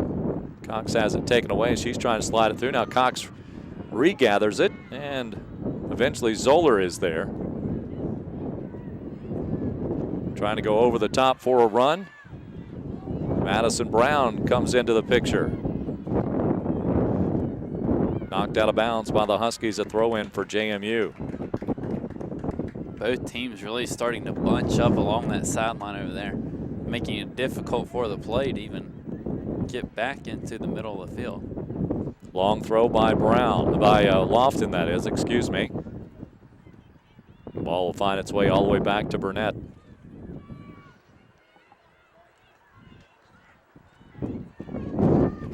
23 minutes remaining. Northeastern, the number 3 seed, leading the top seeded James Madison Dukes. JMU opened up conference play with a loss here at home to William and Mary. That's been their only loss since the loss to Virginia Tech that left them at 3-3 way back in early September. Here's Braun McLeod. Spreading it to the outside, creates a lot of space, and now knocked out of bounds. Braun McLeod's like a running back like Daquan Scott or Khalid Abdullah. If you allow them to get around the corner, around the edge, once they get to that sideline, they can be very dangerous in the open field. We a throw in for Becky Sparks on the near side, right down to our right. Got a good opportunity last time on the long throw set. Sparks to the near post, bounds around, Sparks races in. She gets tripped to the top of the 18. Madison Brown with a touch. Zoller tries to send it far, but shanks it a bit. She's trying to put it much further up the field. Halleck looking for Bunner. Bounding back out off Calderon's head. Zoller on the right side. Sam Lofton comes up to challenge. It goes off of Zoller. Lofton will loft it in.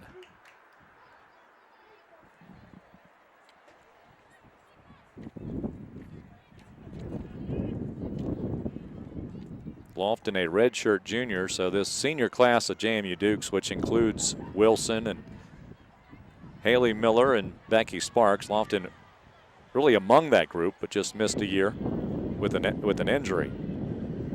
Just like Olivia Tomoff, who's been working as a manager per se for the program after her injuries.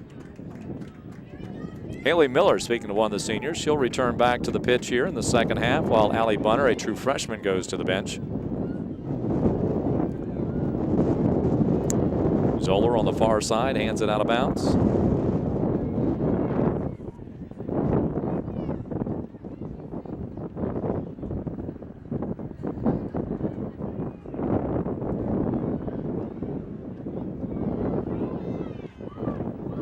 Northeastern with controlled tempo at the moment. Looking over the top, here's a run for Sinclair. Sinclair stepping in front is Brown. Sinclair doing an excellent job maintaining possession of it, and then Cox comes in to knock it away. Ball will trickle out of bounds. It'll be a throw in. LeBlanc comes up to toss it in. She does so to O'Donnell. O'Donnell back to LeBlanc.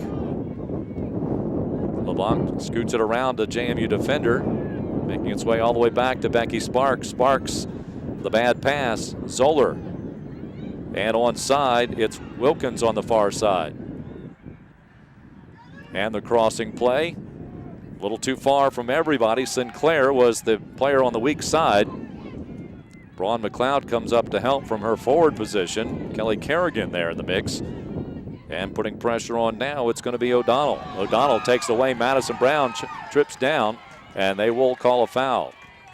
It's just kind of just thrown to the wayside and out of bounds on that last play. Madison Brown working very hard back there these last few sequences. Becky Sparks boots it forward. She's done a good job of not allowing Northeastern to make the turn. The dangerous Hannah Terry slips it through. Here comes Zoller, and Forrest picks it up before the junior from Honolulu is on course. How about that? From Honolulu to Boston, Massachusetts. That's a climate change. Quite the climate change. I'm sure winters are very tough on her.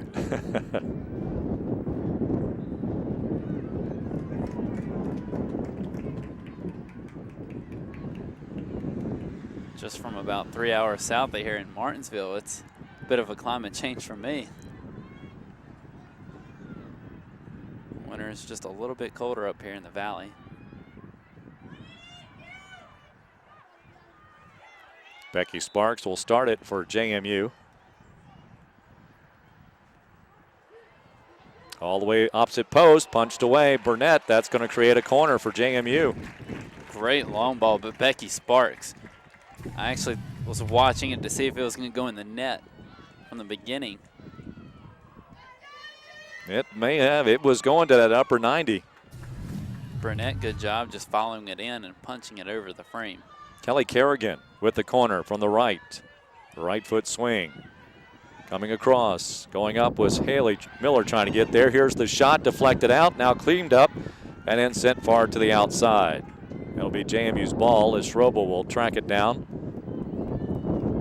We have a fresh round of substitutions, including a goal change. This is interesting. We have not seen other than Ellen Forrest in goal all season long. So this is an interesting turn of events. And it seemed like Ellen Forrest was kind of expecting it from the get-go, like she may have asked for it. Marley Stinchele, a freshman, a junior that is, from Fairfax, Virginia, will be in goal for Madison now, so she was indeed warming up with a purpose. As Forrest came out and immediately took off her gloves. Not sure if she's feeling an injury or what that is. Katie Hyland has returned back in. Lauren Wilson also for JMU. They're back at the forward slots. So the Dukes didn't get a lot of opportunities with the fresh legs in there, the fresher legs, I should say, in the terms of Stroba and Braun McLeod.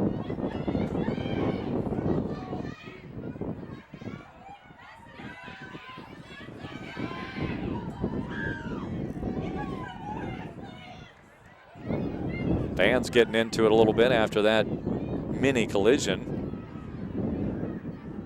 between Burnett and Herndon. Sam Lofton losing the possession. Calderon, actually, she never really had it. And that's going to be a hook on Kelly Kerrigan. 10 versus 10. Anna Terry winning that battle. Clock just ticking under 16 minutes remaining in this match to see who will collect the automatic bid to the NCAA tournament from the Colonial Athletic Association. Miller heads it out and shakes it off afterwards. Kerrigan. Wide it goes, looking for Lauren Wilson. Wilson. A little too much on the touch, and O'Donnell will gather it. Now we'll send it up the line. Out of bounds. A throw in for JMU in front of its bench.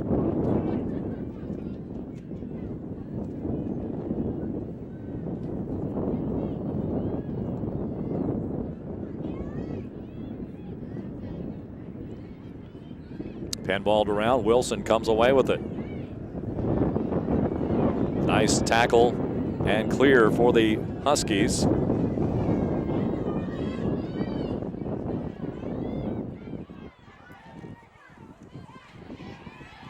Haley Miller getting into the fray, and the two Northeastern Huskies collide there, stepping in.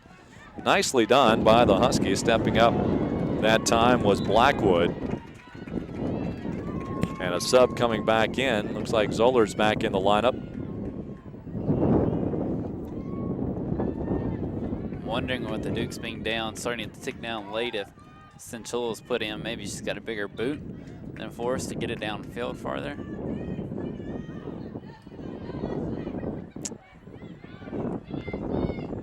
That's a good theory.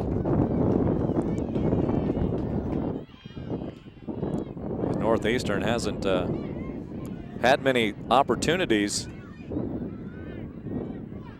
fact, what saves? Yeah, she has not had to make a save. Keeper hasn't made a save here for the Dukes here in the second half.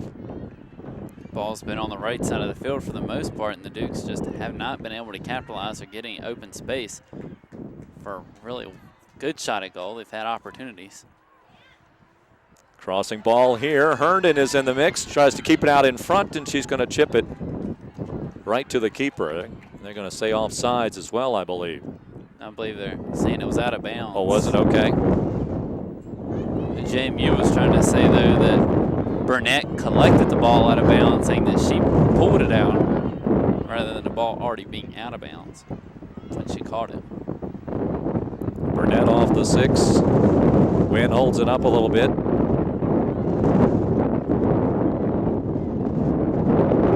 Northeastern's ball. Another gust.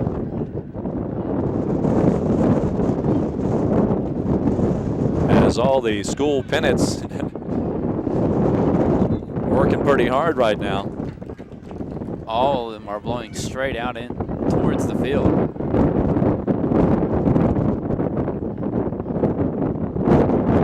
That off the sideline. Dukes will have a throw in. Sam Lofton's over in the corner. You have to give credit to the Northeastern defense on the edge, especially on their right side, the attacking left side. Not allowed the Dukes any chance at a cross from that side. Sparks with a throw in for Madison. Miller. Sparks comes up, takes it away for JMU, puts it inside the 18. There's a shot by Herndon. It's blocked by a defender. Coming back out. Shot by Lofton is blocked. Ricochets out. Shot by Sparks. Right on the goal and knocked down by Burnett. Sparks with a hard shot on a line, and it's really crazy how hard she hits that ball, and it just doesn't seem to elevate at all. It just stays on the line. Really good shot. Keeps the knee over the ball. Hits it with the laces. By far the best flurry for either team in this second half. That put a little spark into the fans as well, which fans, I'm sure, are trying to translate that into the playing on the field. Even got a little rumble in the feet on the stands.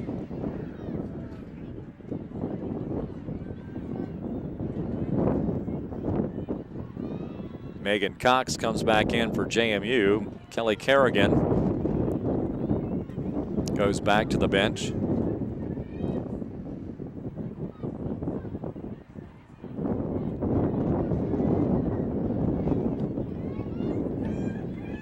Miller gets it up. Highland looking for a good bounce, trying to get around the defender. Ball kicked back. Cox will chip it over towards Herndon. Herndon to the heel pass into the 18 and on the bounce to Burnett. LeBlanc did a great job making her body about as wide as she could there, not allowing the Dukes to get by. They had two Dukes on her back, just trying to get around and get an opportunity at the soccer ball. Northeastern executing its second half game plan, as I'm sure Coach Terry Leone instructed the Huskies. As she told Gabrielle Smith at halftime, just take care of the task at hand. And they have been up to the task here in the second half. Miller. And they're going to say, is that a... What, she went in with her cleat up there, but she was doing so to control the soccer ball, not like she was going in dangerously at the girl's ankles. Really surprised call there by the head official. I haven't ever seen him really point the shoe up like that and say a dangerous play when she's got the foot that low, controlling the soccer ball. And it was not near a player. No, it's certainly not a dangerous play unless he's protecting the soccer ball and keeping the air in it.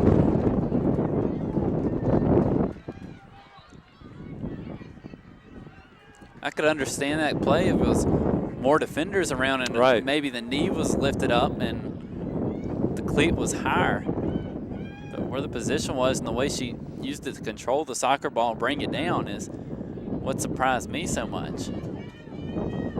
Especially with the opening that she had as well. Had a chance for a big play. Madison Brown will send it back to Stinchula. She'll boot it forward, and that was Marley's first touch.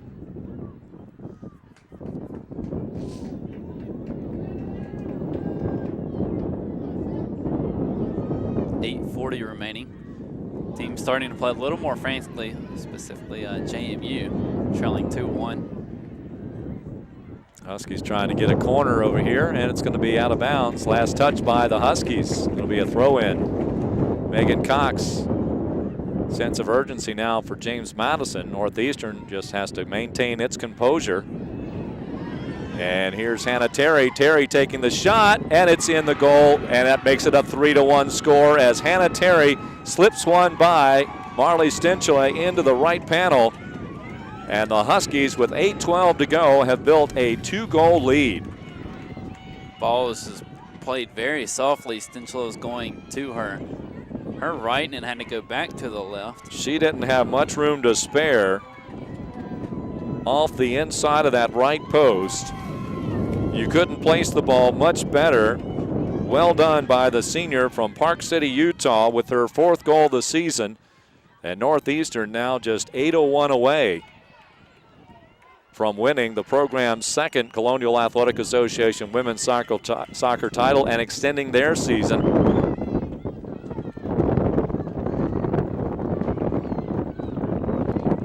with what would be determined a mild upset, you might say, over the #1 seed, only because of seeding.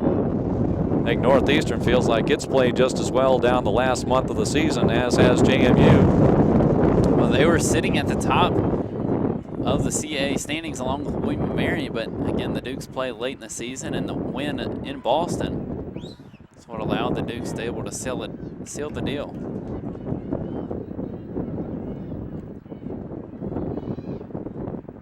Off the end line. So that picks the pace up even more for the Dukes, who have to score 2 goals at least in the final 7 minutes. Lofton doesn't waste a lot of time, gets a lot of air under it. It's kept in front, kept in by the Huskies, and then cleared out wisely so. And the Huskies, I'm sure, they're going to pack it in. They're going to bring all 11 back. Kicked right away, out of bounds by Blackwood. And the out of bounds is their best friend right now. They're just going to continue to clear it away. Cox on the edge of the track will throw it in for the Dukes. Herndon got ahead on it towards the keeper, Burnett. She will take her time as 6:25 remaining. Looks like they've moved CAA Defensive Player of the Year, Becky Sparks, up to the front. So she's going to be attacking some. Probably playing more of a midfield spot where she can help out on defense. Well, also with a little time to go, puts her closer in for things like that where she can throw it in a lot quicker. Herndon tries to leave it back for Sam Lofton. Lofton gets into the 18. She's got a cross down inside, and taken down is Highland. No foul. Highland down, Lofton down. Cox has it now on the outside. Well, the Huskies scouted her well, because if she's alone from that far out, she'll blast it. Well, Lofton had an opportunity to shoot it. Off to Highland, off the end line. Keeper ball. The Dukes have had a couple of opportunities now here in the second half, just taking one too many touches inside the 18. Once you get that space inside the 18, you have to be thinking shot. Burnett. As the wind was actually about as still as it has been on that restart in quite some time. Sparks pops it up to Cox. Tumbling down is Hannah Terry, and a foul.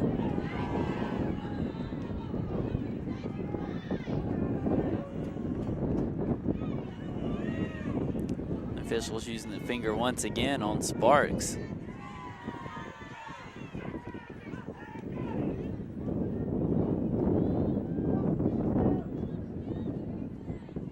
No cards, but a lot of talking to, well, actually there was the one card on Allie Bunner of JMU, but a lot of conversations.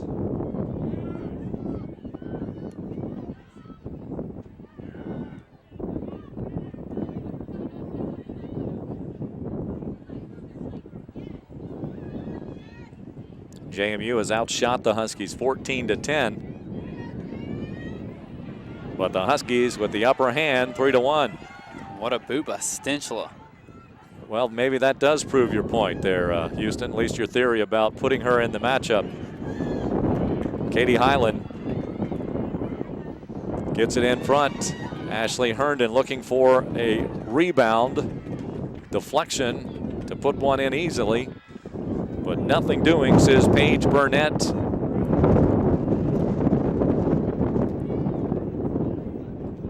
Miller goes over the top. Burnett's had a very fine CAA tournament. Well, if this holds, she might be the MVP of this tournament. She's played well, especially in shootouts. Well, in 2010, Diane Wasalik was the goalkeeper for JMU. She was named the most valuable player because she stopped a key PK in the semis. And the Dukes went on to win 2-0 over Hofstra. I'm not sure how many saves she had in the championship match.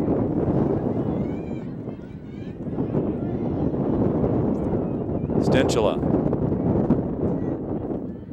That little misdirection there.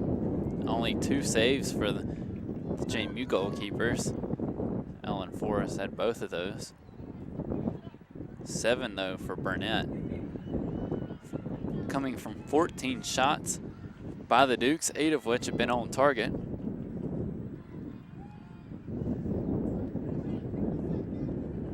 Northeastern's had 10 with 6 on goal. 3 found the net, 2 others were saved. Foul in the back. Northeastern will have it. 2:34 to go. The Huskies. Young group of athletes with this team. Of course, they do have some senior leadership there, just like Hannah Terry. But a lot of these players will gain valuable experience with the way they've played this year.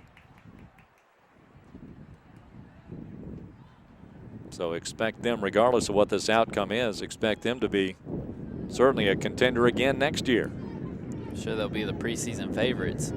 Could very well be.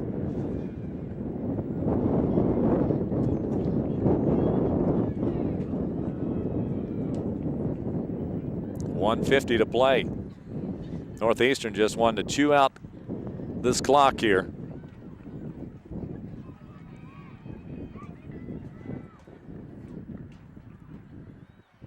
Guess you could call it the 4-minute offensive soccer. That's about right, yep. Play possession. And there you see just the goal not necessary. Killing the clock is the main thing. And it'll be a keeper ball. Or take it to the corner and guard it. Stenchela will set it at the 6.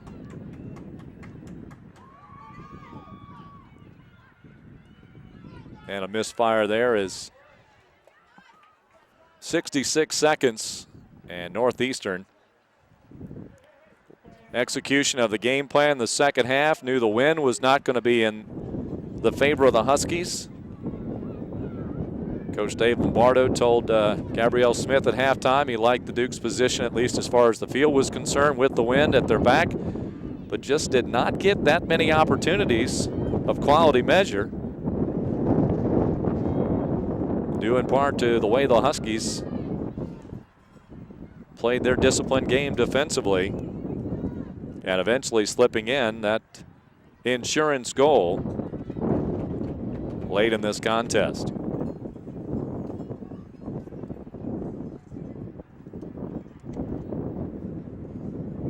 Down to 16 seconds.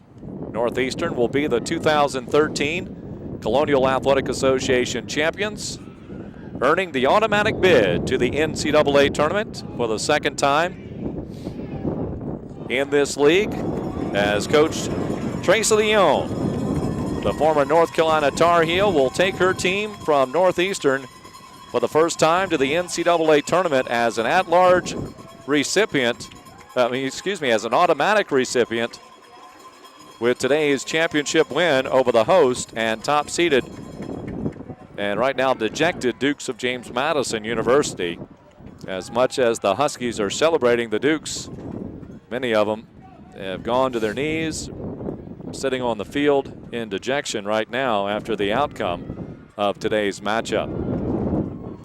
Well, it's got to be tough for the senior Dukes, because now your season not only relies on a committee to decide if they think you should go on and play any further. Well, I kind of like the Dukes' chances personally. 15 wins, 5 losses, and a tie. And that's after a 3-3 start. As you see, the Northeastern Huskies continuing to celebrate at University Park here this afternoon.